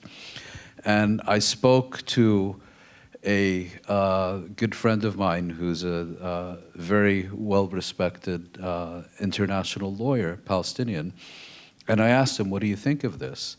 And he said, my concern is that if this case is brought before the International Court of Justice, that it will succeed. And I said, what do you mean? He said, well, as you know, there is now a case before the ICJ regarding the legality of Israeli rule in the occupied territories. And my concern is that if the judges rule that a plausible accusation has been made against Israel and they go to a full hearing, again, getting back to the point that international law is inherently political, that they will then feel the need to balance this ruling by responding in Israel's favor on the issue of the advisory opinion on Israeli rule. And I felt that was a completely legitimate point of view to take. And I think the fact that ultimately the court ruled against Israel in both cases, I think demonstrates how strong South Africa's application was. And secondly, how overwhelmingly clear the issue of Israeli occupation is. So that's just a bit of personal history. In response to your question, well, you know, quite clearly, atrocities were committed on October 7th. I think I think that's beyond question. But if we go to intent, I can only repeat what I've been saying since October 2023, that in my view, the strategic objective of Hamas on that day was to irrevocably shatter the status quo, that the status quo had become unsustainable, that there were gathering clouds of a situation in which Israel was being left increasingly free to resolve the question of Palestine unilaterally on its own terms, with not only Western support, but increasingly also regional support. And the Palestinians acted in order to shatter the status quo. They quite clearly attacked multiple military and security installations in addition to population centers. In my view, I don't think a compelling case can be made that these attacks were genocidal, either in intent or in implementation. But at the same time, it's quite clear also that atrocities were committed on that day. War crimes and crimes against humanity, according to the ICC. So, Michael, there are some documents here. No, we are finally in disagreement. Look, I speak with a lot of personal pain regarding October 7th. I said in some places that in the last 2 years, my heart was broken twice. Once at October 7th. And then when I realized how my country and my society have reacted and retaliated for October 7th. But October 7th was a vicious orgy of violence, which definitely can be classified as genocidal violence. We'll talk about intent in a moment.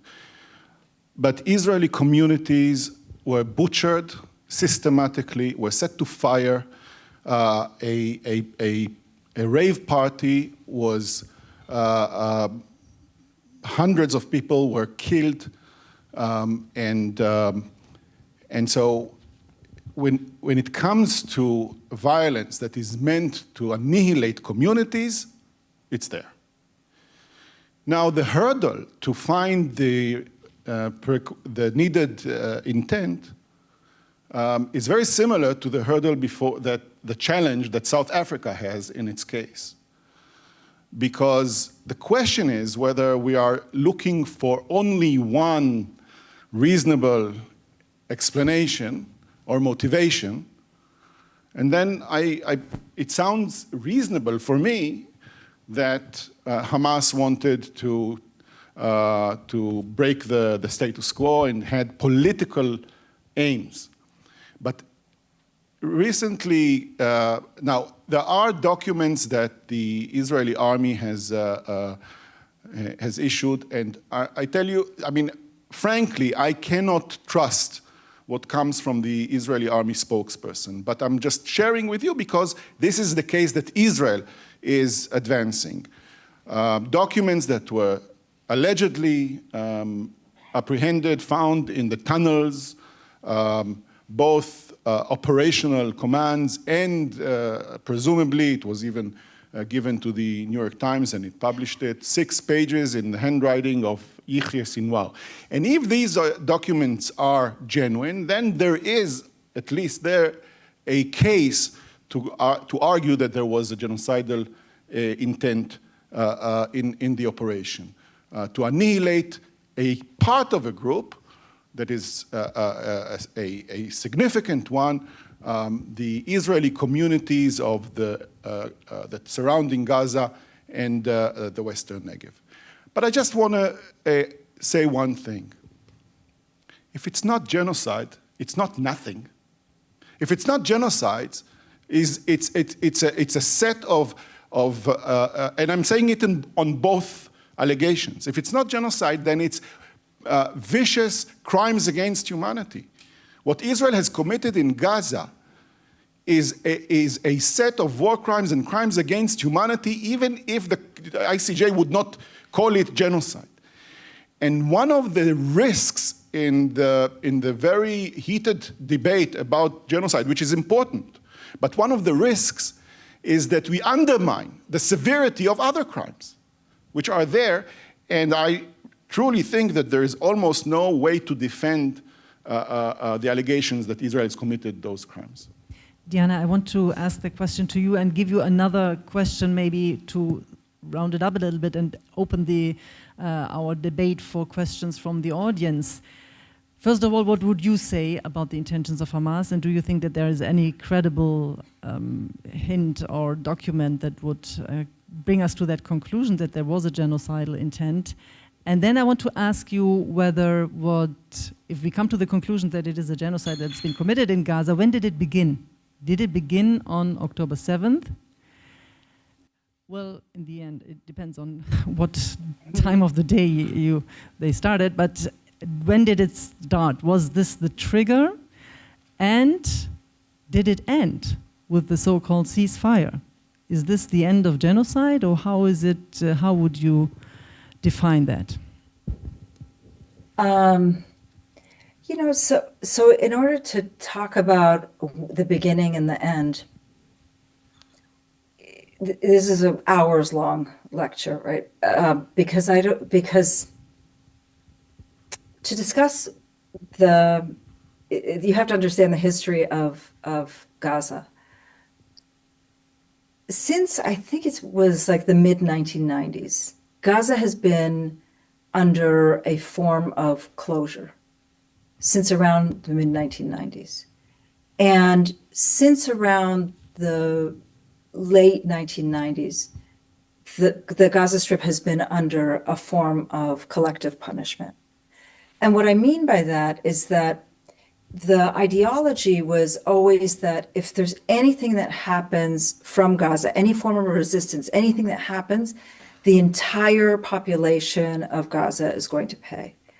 This was amplified in the aftermath of 2005, when the disengagement happened, when Israel pulled out its settlers and then soldiers in August and then September of 2005, and has been the policy since late 2005 onward.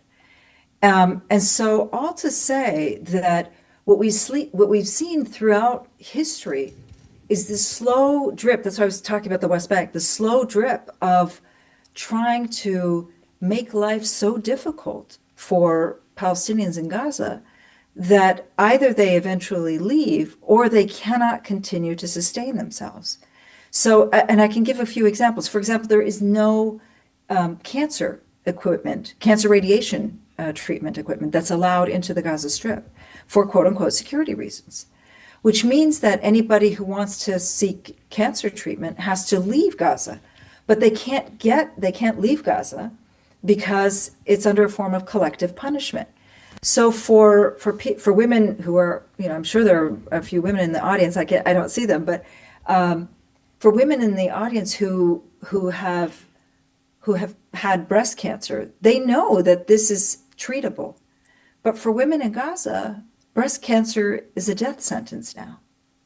So all to say that when looking at this system of genocide, we can't just isolate it and say that it began on October the 7th in any way, shape, or form. The problem is that people have been looking at October 7th as being kind of the trigger for the genocide. Like, this is what we've been waiting for, is like the trigger. But it's not. It was effectively the excuse. And that really goes back to the ethos of the state and the way that Zionism has been, and the way that the state of Israel was created. It was created through the ethnic cleansing and the removal of Palestinians. It wasn't this like natural thing that just they knocked on the door and said, "Hello, we would like to take over your house," and there's another one down the street. It was created very violently, with people being thrown out of their homes and entire communities wiped off the map, and several massacres.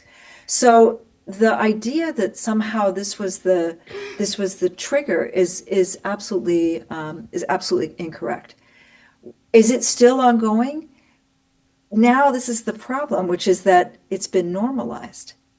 With the Trump, I actually call it the Israeli plan, but with the Israeli plan that's been rebranded as the Trump plan, the genocide has become normalized. We hear almost every day of Palestinians being killed. They're not supposed to cross this yellow line. The yellow line is like it's like a spray painted line that you can't see amidst the rubble. Now they're starting to put up little pylons, which makes no sense either. And so every day we're hearing about people being killed.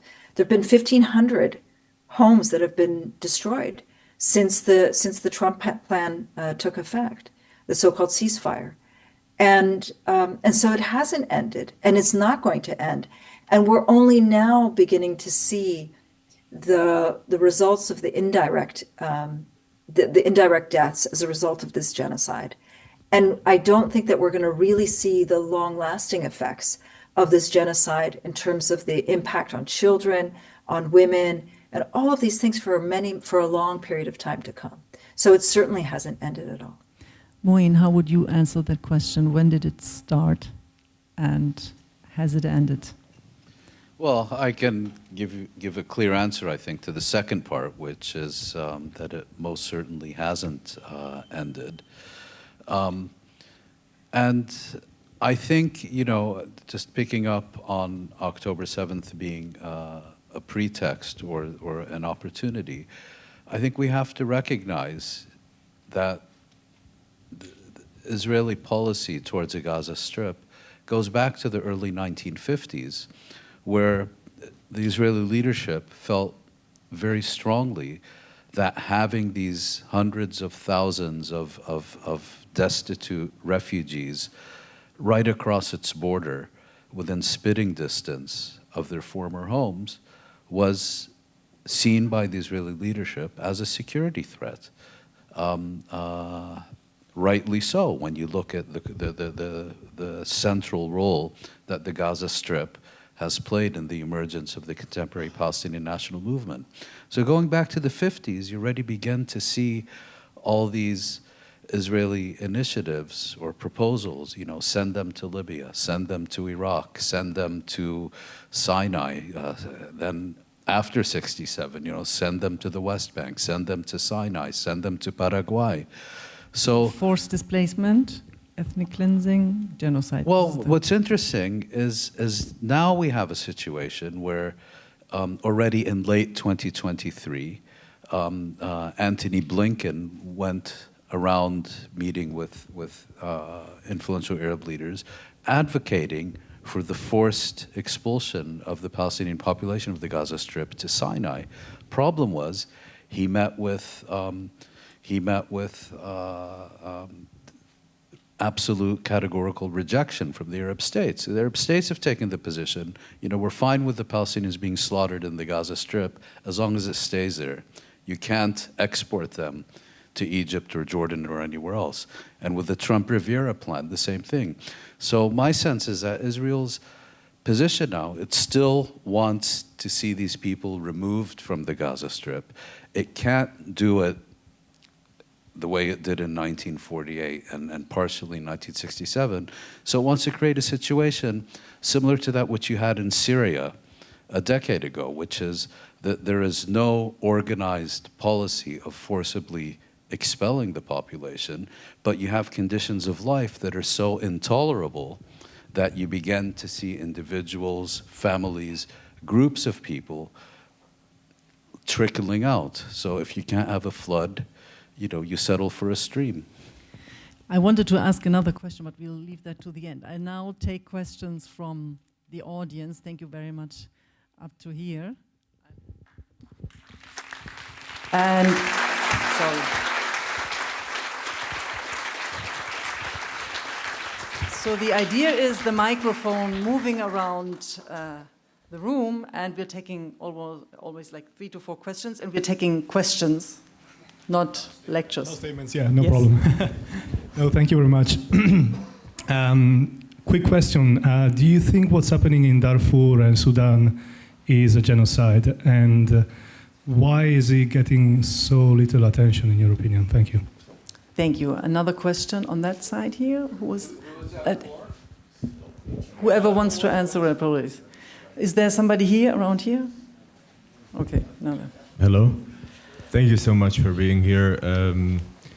I just have a question for all three of you, but specifically for Michael. So would you consider the genocidal plan as to have started in 1948 with the Nakba, as in the creation of the State of Israel as a settler colony, like many settler colonies that began with genocide? Thank you. And the third one?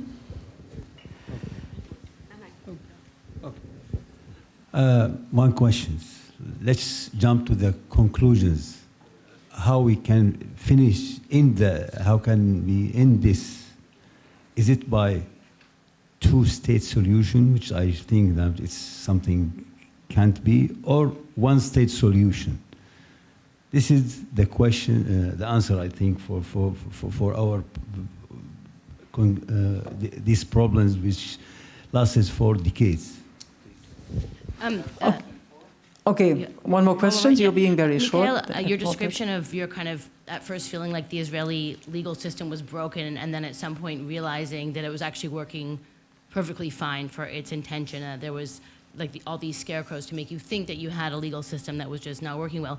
And I'm wondering to what extent you feel that way about the international system at this point, because you're talking about why didn't it prevent genocide, or why, why this didn't work or that didn't work, but do you think at some point we see these indictments, but we don't really see strong states being held accountable for crimes they commit, or strong leaders? So do you think, and maybe Deanna as well, do you think that there's an argument to be made that the international system is also working exactly how it's supposed to? Okay, now let's start with the Sudan question. Does anybody want to take this? I mean, actually, I think the ICC has been busy or occupied with Darfur for 20 years now. It hasn't started now. It's again some failure here. Yes. Yeah. Well, this is the famous "what about Darfur" question. To answer it, in my view, it is. Interestingly, when I say I do believe there is genocide in Darfur, no one makes an effort to disinvite me from giving a lecture. I won't get fired for my job. I might even get a promotion. So that's number one. Number two, what distinguishes, Israel always complains about being held to a different standard. And Israel is entirely correct in making that point. Because compare Sudan to Israel. How many sanctions have been placed on Israel by the Security Council? Before last year, how many Israeli war criminals were indicted by the International Criminal Court? How many European Union sanctions are there on Israel? How many General Assembly sanctions are there on Israel? If I'm not mistaken, with the exception of Netanyahu and Gallant, the answer to each and every question is 0. Sudan has been under Security Council sanctions since 2010, something like that. They're renewed every year. Very many of its leaders, former head of state, is still wanted by the ICC. So it's a completely double standard. You know, the criteria that we apply to every other state for the conduct Israel is accused of, Israel is never held responsible for. It seems that Israeli impunity has become a foundational principle of Western foreign policy. As it's almost going to become, part of the corpus of international law. Yes, I believe Sudan brought a case against the United Arab Emirates before the ICJ on genocide, and I think that was dismissed on jurisdictional grounds. But the fact that there has been a genocide or genocidal violence in Darfur has been recognized for over a decade. No one has ever suffered for making that claim or putting out that position. Careers have been built on it, in fact. It's a very different reality. Well, former Sudan's president, Omar al-Bashir, has faced an arrest warrant for what happened back then. And it was the first case actually referred to the ICC for genocide. And this is all 20 years ago, so this is how bad it goes. And he was not arrested. And he is still in a prison in And there were Northern- states Yes. that allowed him to flee justice.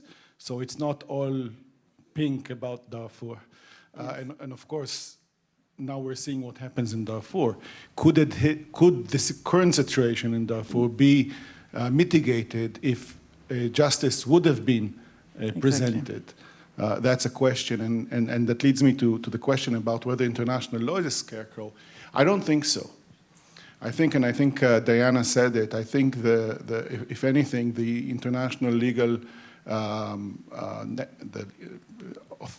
institutions functioned well and provided rulings and provided content, high quality content. And our problem, as discussed here, is with enforcement. So in that sense, we have a lot to fix in the international legal institutions and framework. But the actual judicial organs have been working quite well.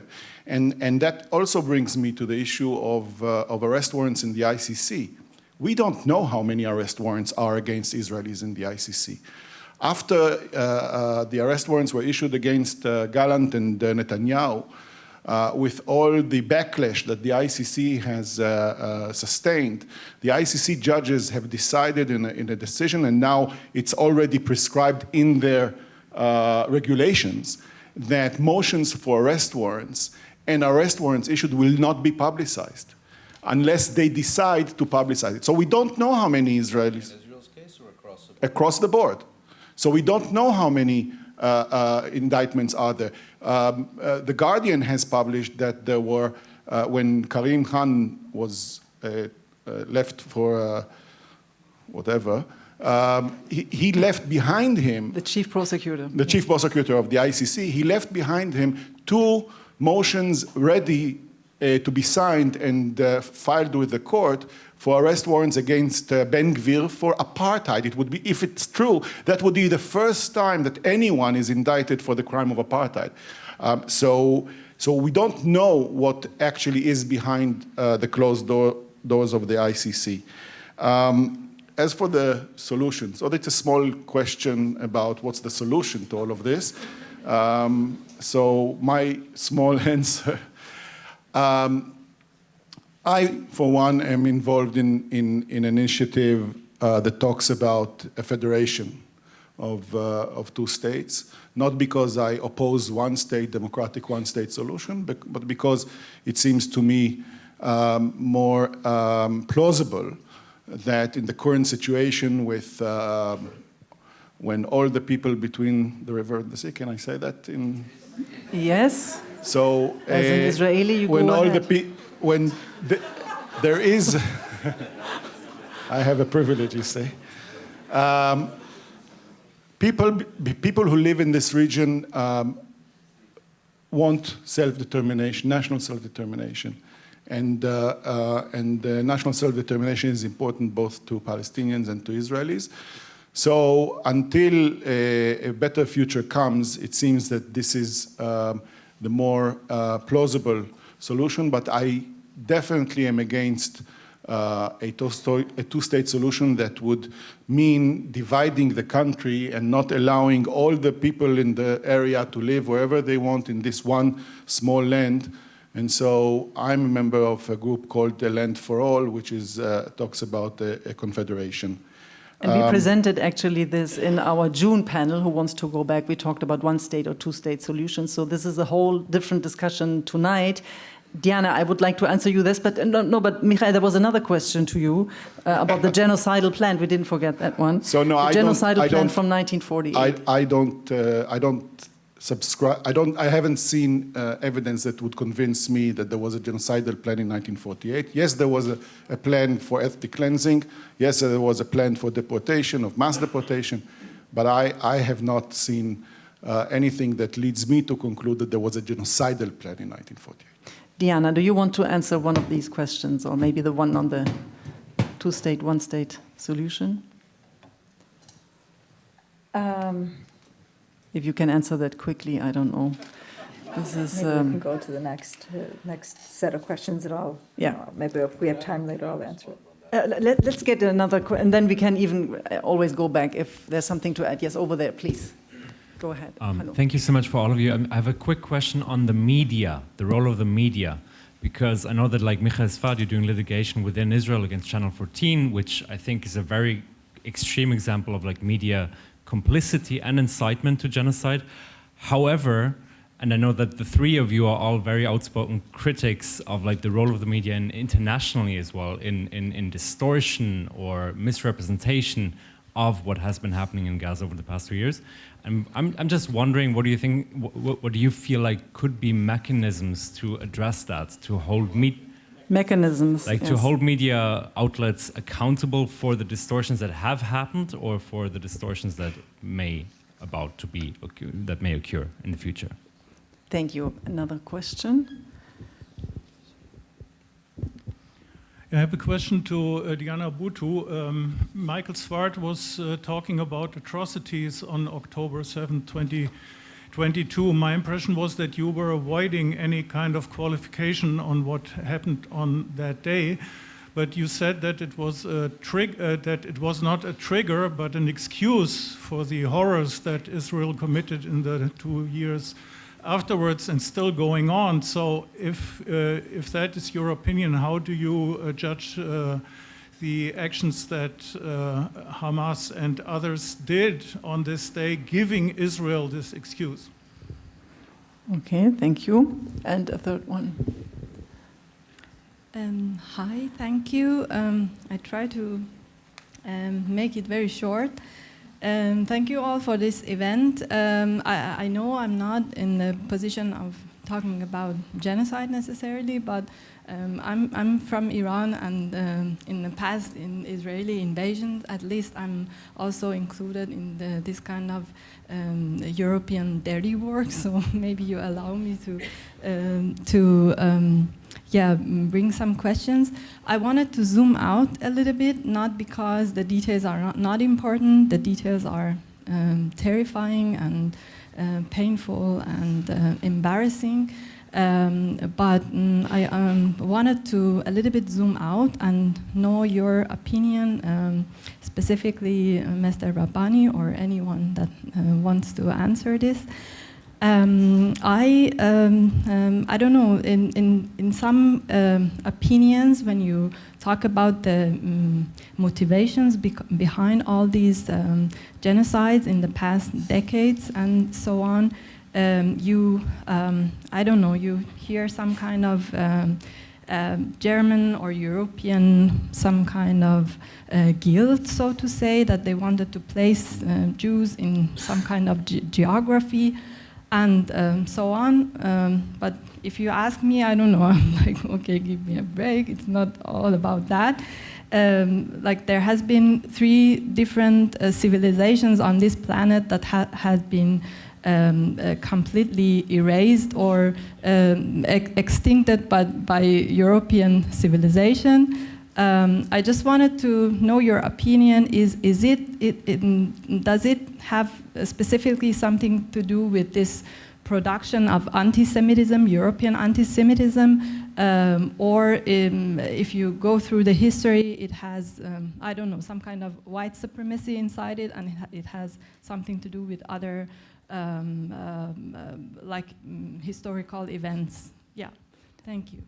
Okay, thank you very much. So we'll give it back to the panel. Maybe, Michael, because this was one of the questions actually I wanted to go back to. You wrote this Haaretz commentary arguing that what happens in Gaza was an all-Israeli project because committing genocide is not only about committing it, but supporting it, letting it happen, not saying anything. So how did you mean that? And this maybe helps us to answer Hannu's question. Hannu, who does an extremely, very, very important work researching on media and the connections between Israel and German media, especially the Springer Presse. So maybe you can answer both things, the role of the media, and then what did you mean by the all-Israeli project? This is painful. I know. There was a Jewish American rabbi who was involved in the civil rights movement and in the struggle against the Vietnam War, Rabbi Joshua Heschel. And he coined the phrase, in a free society, some are guilty, but all are responsible. And Jewish Israelis live less and less, but more or less in a free society. And what we saw during the Gaza war was not a society or a state that was hijacked by a government that had no support. It is a government that had no support, but when it comes to the war, it had full support of most sections of the Israeli society. And most sections of the Israeli society was supporting the atrocities that are being committed in Gaza. And those circles, professional circles, the labor unions of teachers said no word when the education system in Gaza was obliterated. And the Israeli Medical Association has not uttered a word when all the hospitals and all the medical infrastructure in Gaza was turned into rubble. And the Israeli Bar Association, that I'm a member of, has said nothing when the Israeli prison network has became a chain of torture chambers, and when Israel has denied the Red Cross from visiting Palestinian prisoners. So it felt to me that I live among people who are all responsible to what is going on in Gaza. And the media had a special role here. The Israeli mainstream media has betrayed 2 of its only function, the functions that it is supposed to do. What does mainstream media is supposed to do? Is to bring to furnish information, to provide people with information, and to be a stage for exchange of opinions, of positions. The Israeli mainstream media has completely blocked all the flow of information about the plight and the suffering in Gaza for 2 years. And it is not state-controlled, And it is not state-owned. It was a free decision by the mainstream media. There's also non-mainstream Israeli media that did some wonderful work. Haaretz and 972, Local Call, they've done extremely important work in investigating what is going on in Gaza. But the mainstream media has done nothing of that sort. And when it comes to its second function, the mainstream media did not, from October 7th, have stopped completely of bringing voices that criticized the morality of our warfare. By the way, including myself. I have not been on Israeli television since October 7th. Or I've been once when I criticized the media, so they brought me to talk about the media. But about the things that I'm an expert on, I did not. Gideon Levy, the famous Israeli column writer, that was a permanent member of a panel, of a talk show, was taken off that panel immediately after October 7th. So the media has betrayed its calling, and more so, it provided the stage for incitement to war crimes. Is this complicity? This definitely, and this is the case that Hannah was referring to. It's a case we brought against Channel 14, which is a major channel in Israel, the second most popular channel during prime time, that became, this is our allegation, became a platform for constant incitement to crimes against the Gazan people as an editorial almost decision. So there should be professional ethics. There should be in place the institutions that would do that. And of course, there's also criminal law. Diana, do you want to, or Mouin, you wanted to say, or Diana, do you want to address, I mean, there was one more question to you, Michael, maybe we'll take that later, but Diana, do you want to go back to that one state, two state question, or there was one question about more an historical perspective on what's going on with genocides, European or Western civilizations being responsible for them, and whether this goes back to anti-Semitism, white supremacy, racism. Do you feel that you want to say something about that, if I understood this correctly? No, it's fine. I was going to say something about media, but go ahead, please. I covered it. What I was going to say about media was more in relation to Western media and the absolutely terrible, not to the same lines complicit, but terrible job that they have done. And the terrible job that they have done has been everything from Michael says that it's a question of providing information and sharing views, but when it comes to Western media, it's also supposed to be interrogating people who are in power. And when it came to what the Western media did, despite the fact that it was Israel who did not let them into Gaza, they actually spent a lot of time parroting the talking points that the Israeli army gave them time and again, even though it was later proven that these talking points were actually false.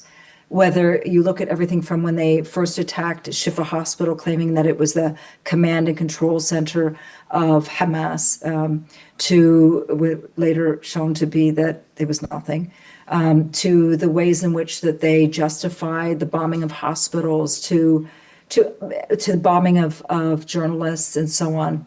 Time and again, we've seen the failure on the part of Western media. And there are so many lessons that can be learned from this. We just, 2 years ago, marked the 20-year anniversary of the Iraq War, the decimation of Iraq.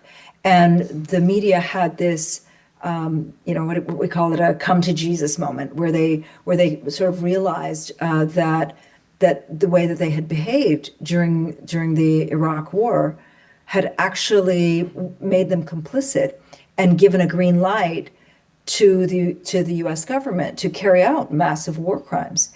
And I'm still left wondering whether that same moment will ever take shape when it comes to Gaza, because the ways in which they've behaved when it comes to Gaza has just been qualitatively that much worse, because it's been everything from not trusting their fellow journalists who are Palestinian, to not standing up to their fellow journalists when they have been murdered, 280 of them have been killed, to not interrogating power, such as Israel, to allowing themselves to be embedded, to going into Gaza, to not standing up and pushing for themselves to be allowed to go into Gaza, and still quoting the Israeli army.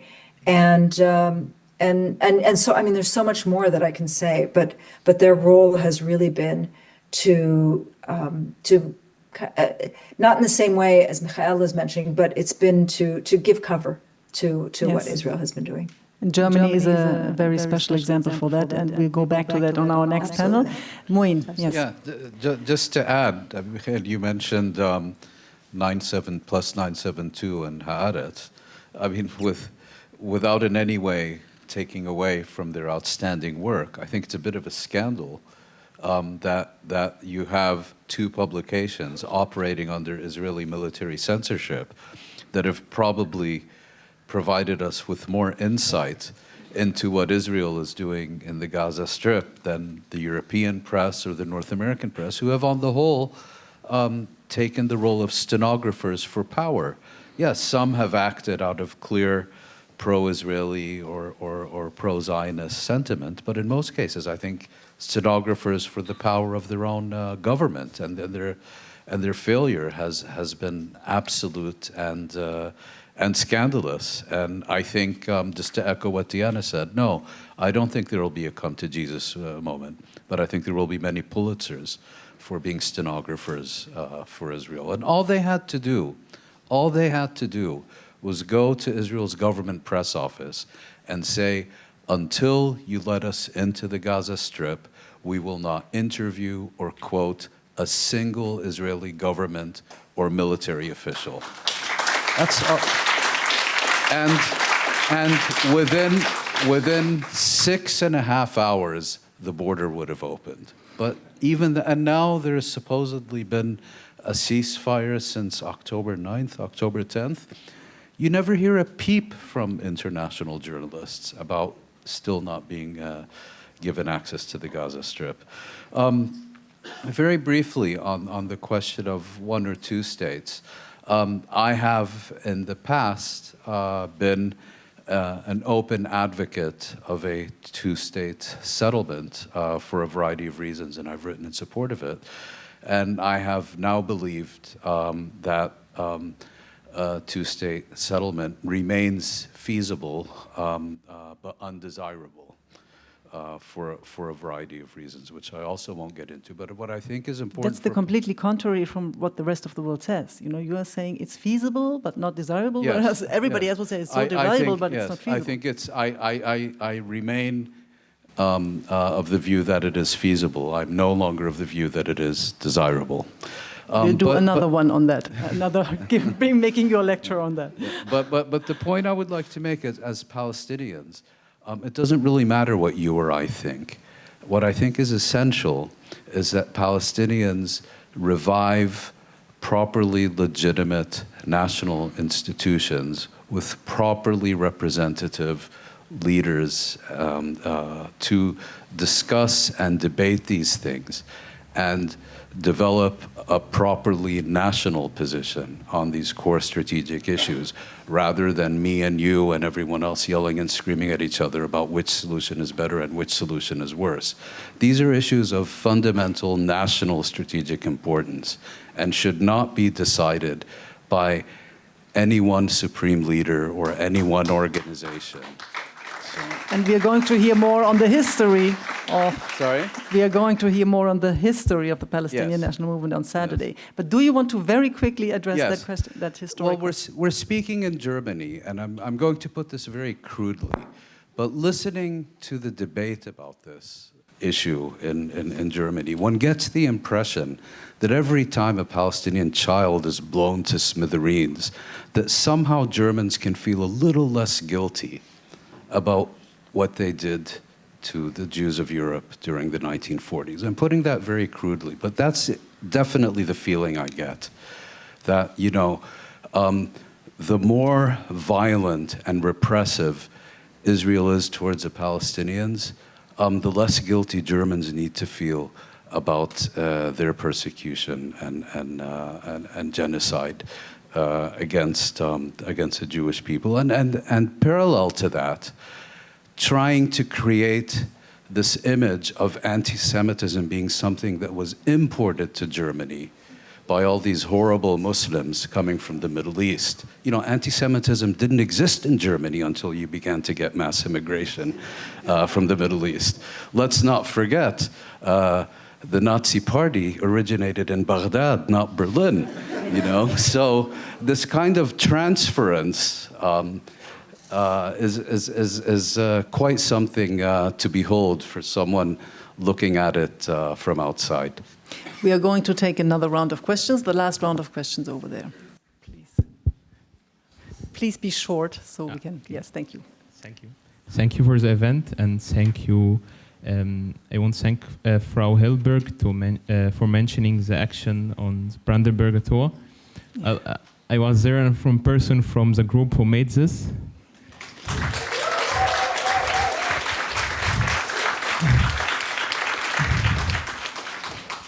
Thank you, but I was on the ground. The 3 persons who made this, my friends, and we prepared all this together, but they want to take break today. And I want to ask you, how can we stop the complicity of the German government on the genocide, especially because of the Rechtsruck, or the rising of the right-wing parties in Europe? They are the most for supporting Israel, and also they hate the Jewish, all minorities, especially the Jews. Thank you. Thank you. Another question? I'm not sure I understood the question. Yeah, I'll repeat it. Yeah.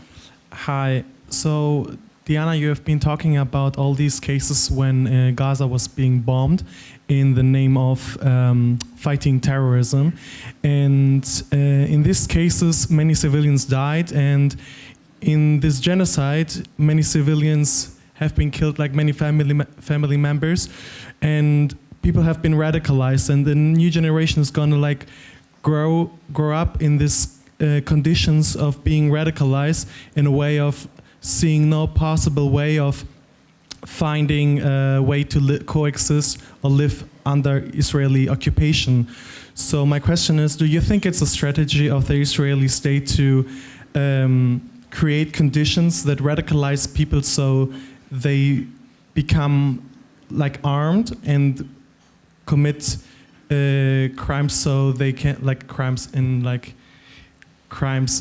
the way of like Israel can always like bomb them and their families. So in the case of a slow violence, a slow genocide, always finding an excuse to exterminate terrorism until no one is left. Thank you for that question. I'll take the last question over there. Yeah, so hearing everyone talk, I can't help but feel I have this kind of gut feeling of there's something dehumanizing to like wear a white coat and start counting and looking at rules and carrying a ruler to approach, the atrocities. And it brings me to question the legitimacy of this entire thing, since why are we talking about such a legal definition in international law when it was obvious since its inception that it's flawed and politically motivated, and it hasn't even been applied to the Nakba since the beginning? And I think that also brings me to another question that was brought up before about the Nakba. When you talk about the system not, I think you said you don't see a failure of the international system, but you see a failure of the implementation. But I see it's just a failure of the entire thing. And there's no way to harmonize the legitimacy of this system with what we are seeing. And so I wanted to ask you also, under what definition do you not consider the Nakba a genocide? Because what I was hearing was that it is a genocide according to the original definition before they put it on paper. So, yeah. Okay. So we'll make a last round on the panel. Maybe Diana, do you want to start? Because the idea, I mean, the logic of bombing and committing all these crimes against an occupied population, having them being radicalized so they have a pretext to attack again. Maybe this is something that you would like to answer. Maybe even the last question on the Nakba, please go ahead. Oh, can I ask you one, sorry, because my last question was actually the one that was posed first here. What can we do? I mean, this is the most important question of tonight, is what needs to be done to stop the Israeli crimes everywhere in Palestinian territories, no matter what we name it. What would be the role that you see for, I mean, you can choose the actors that you think would be most important to stop that. Okay, so I'll answer all three, and I'll try to do it very quickly. So first, in terms of the issue of the violence and generation, there's two parts to it. One is that, yes, this is exactly what Israel wants, and that it kind of thrives on this idea of violence, then more violence, and violence, then more violence, number one. But then two, there's a distorted logic that they also have, and the distorted logic is that what we can't achieve through violence, we can only achieve through more violence. So on the one hand, there's this idea like they like the violence, they want the violence because that it keeps everybody in the state of fear and the state of emergency, etc. But then on the other hand, there's a different logic, which is that if we just suppress them and teach them a lesson, then they're going to stop their violence. But then when they don't stop their violence, because now we've messed up their whole society and we've destroyed their whole world, and we've bombed their families to smithereens and uprooted everybody and their homes, etc. That if in order to teach them a lesson, we had to use this extra force, and then because they didn't learn the lesson, we now have to use even more force. So so this is the dual logic that the Israelis are always using, and it is entirely messed up. This is the problem, is that it's entirely messed up. And when we talk about systems and the legal system, and Michael said that he tried to challenge it. We've all been there where we try to challenge it, but then you realize that the system was created. It works exactly the way that it should be because it was created that way. These very high sentences that are given out for a reason. They're given out for a reason because they're designed to punish and send a message to the other to other people. But then they're also designed to create a new type of Palestinian. So the whole system, as it is working exactly the way that they have decided that it should be. So it's a great question, and I'm glad you asked it. As for the issue of the question of like, why are we talking about the legal definition? That was the way that's why I said at the beginning, to me, it doesn't matter about the whole issue of definitions and why we're trying to fit into a definition. Like, you don't need to be an international lawyer or a genocide scholar to be able to look and to hear and to see what has been done is wrong, right? Like, we don't need to be these amazing scholars to know what Israel's doing is wrong and illegal. That's why so many young people are so outraged, because they don't need somebody who's a scholar to tell them that what they've seen and what they've heard is absolutely wrong. So we don't need this, but because this was a panel that was going to go through everything from the legal definition onward and bring it down, that's why I think the discussion was there. Many people talk about the failures of the international system, and I'm going to make a small case. You don't have to believe it, but I'm going to make a small case for why I think it works and why I think the problem is that of enforcement. If you think of all of the mechanisms, and this ties into how to stop, if you think of the mechanisms that have been used when it comes to the issue of Palestine, one of the main ones that many people have been using is the boycott, divestment, sanctions movement. And given that I'm not in Germany, I can say that. So the BDS movement is been the movement that for 21 years now has been the movement that's been pushing for us to boycott Israel, for people to divest from Israel, companies to divest from Israel, for sanctions to be placed on Israel. And if you look at that BDS movement, it takes its position from the idea of the legal system. And so we might look at the legal system and say it's not working, but it actually provides, it's a stepping stone and provides a language of legitimacy that people around the world can use. I'm not naive enough. Michael is not naive enough. Mouin is not naive enough to think that that there's going to be a legal knockout that's going to liberate Palestine. Like we know that. We know that the legal system isn't going to, it's going to bring us an end to everything. But we do recognize that it's a tool. And so the BDS movement has used law as one of the tools. The global, the flotillas that we've seen that have been coming to Palestine, what did they use? They used the language of law. Why? Because their whole point was, if countries are not doing what's necessary to stop Israel, then we are going to do what's necessary to stop Israel. We're going to be the ones that are going to bring in that aid. If our countries are not going to bring in the aid, we're going to be the ones that are going to bring in that aid. And again, they use the language of law and of international law. When they were kidnapped in international waters, again, their whole focus was on international law. So again, we are not naive to think that the system is perfect, but it is a tool, just in the same way that many other things are tools. It's not the only tool, it's not the most perfect tool, but it is a tool. And over the course of the past 2 years, it's one of the few tools that has actually been working. Where the problem is in the question of the enforcement and in implementation. And that's where your responsibility comes in, and my responsibility, everybody else's in this room. And that's where we have to keep doubling down. We can't give up at this point. We don't have the luxury to give up. Not at all, not ever.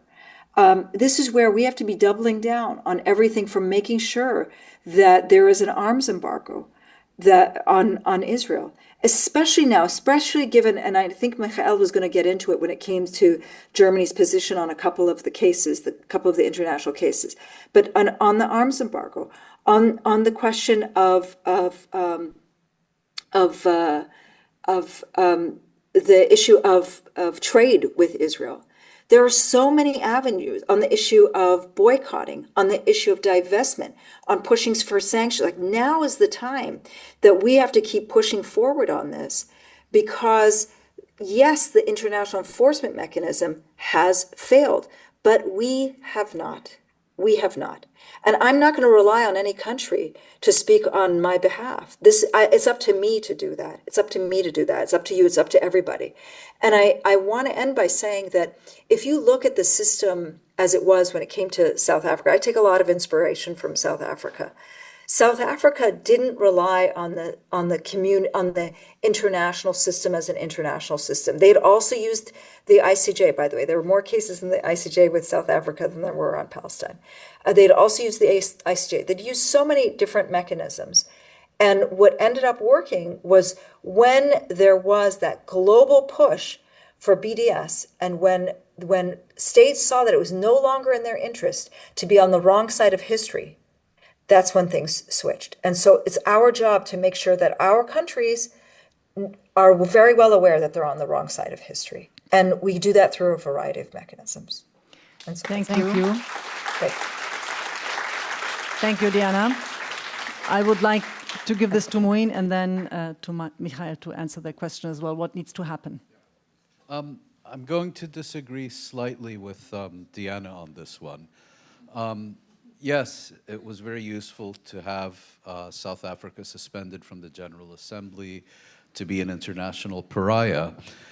But unlike Israel, South Africa is a large state with massive resources, makes an important contribution to the global economy. And it was really only the sustained uprising of 90% of the population that made the 10% realize the status quo was unsustainable and go to the negotiating table and basically reach a democratic transition where the white minority agreed to relinquish political hegemony in exchange for being allowed to retain its economic power.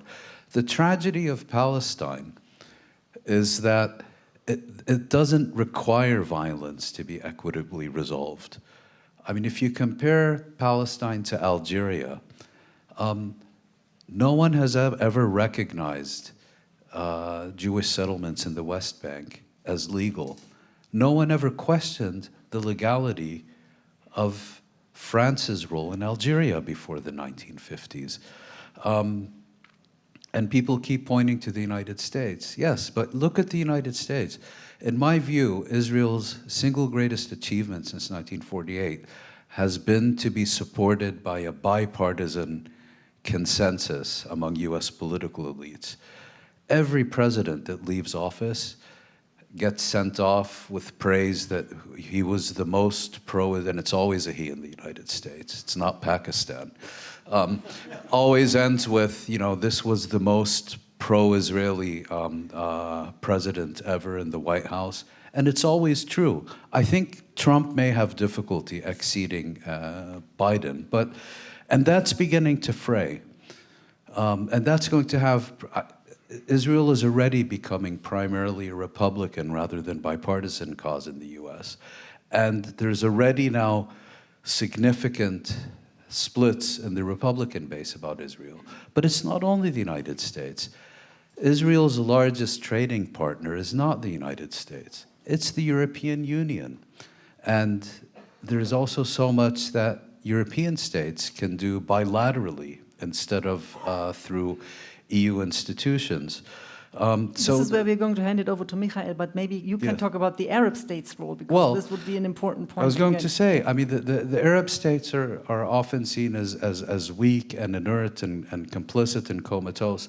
All of that is true. But they do have also, if they choose, they have extraordinary power. Look at Syria, US sanctions on Syria. Israel was determined to maintain them. And when Trump went on his victory tour to the Gulf in May of this year, the main demand of the leaders he met with were not about Gaza. That only came after Israel bombed Doha. But at that point, their main demand was the lifting of US sanctions on Syria. And Israel was determined to maintain them. But they were lifted because what it shows is when these states choose to exercise their influence, they count. But what have we seen in the last 2 years? Did any Arab state sever diplomatic relations with Israel? No. Did they ban trade with Israel? No. They essentially did nothing. And I'm firmly of the view that if they had sent clear messages, if not to Israel, at least to Washington, that we will no longer tolerate A, B, or C, it could have been resolved very quickly. Now, Michael, you have spent almost a week in Berlin. You have met several politicians, so this is why this last question falls on to you. You know, what did you tell these German politicians, how to stop or prevent them from being charged with complicity in the Gaza case? We already have this allegation by Nicaragua. So what did you tell them? How could Germany stop being complicit at least, or do even more? I'm not telling what happened in closed rooms in the Bundestag. No, I didn't ask you to do so. Just repeat what you have said. That's the interesting part. I first want to say, I look at you. It's been 2.5 hours. I have a new belief in the human spirit. It's quite unbelievable that we've been spending 2.5 hours talking about these issues, and you're all here and you're all attentive. It's amazing. I'm not a good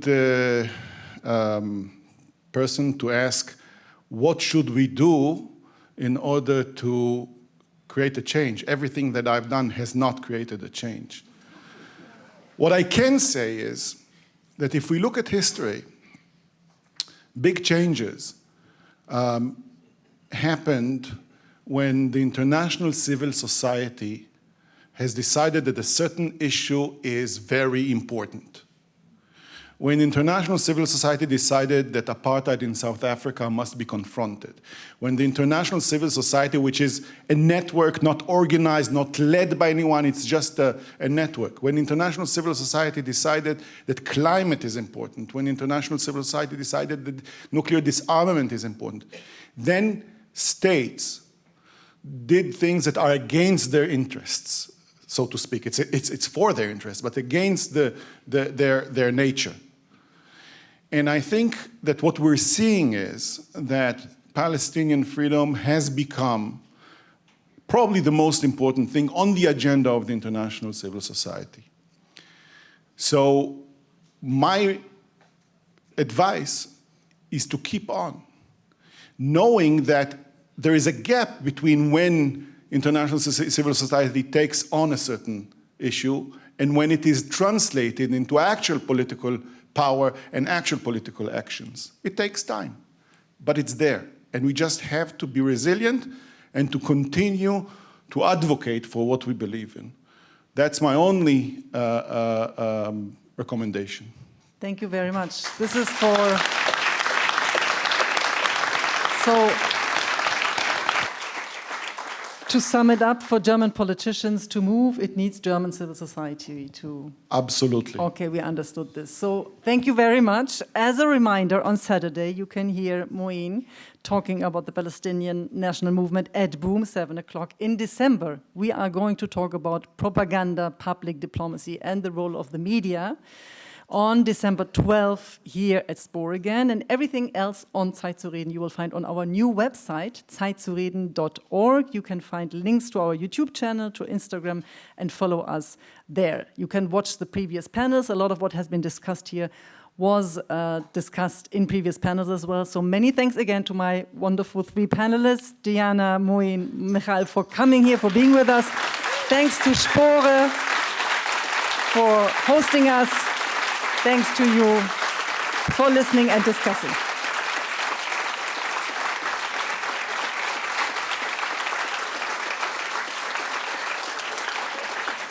Thank you very much.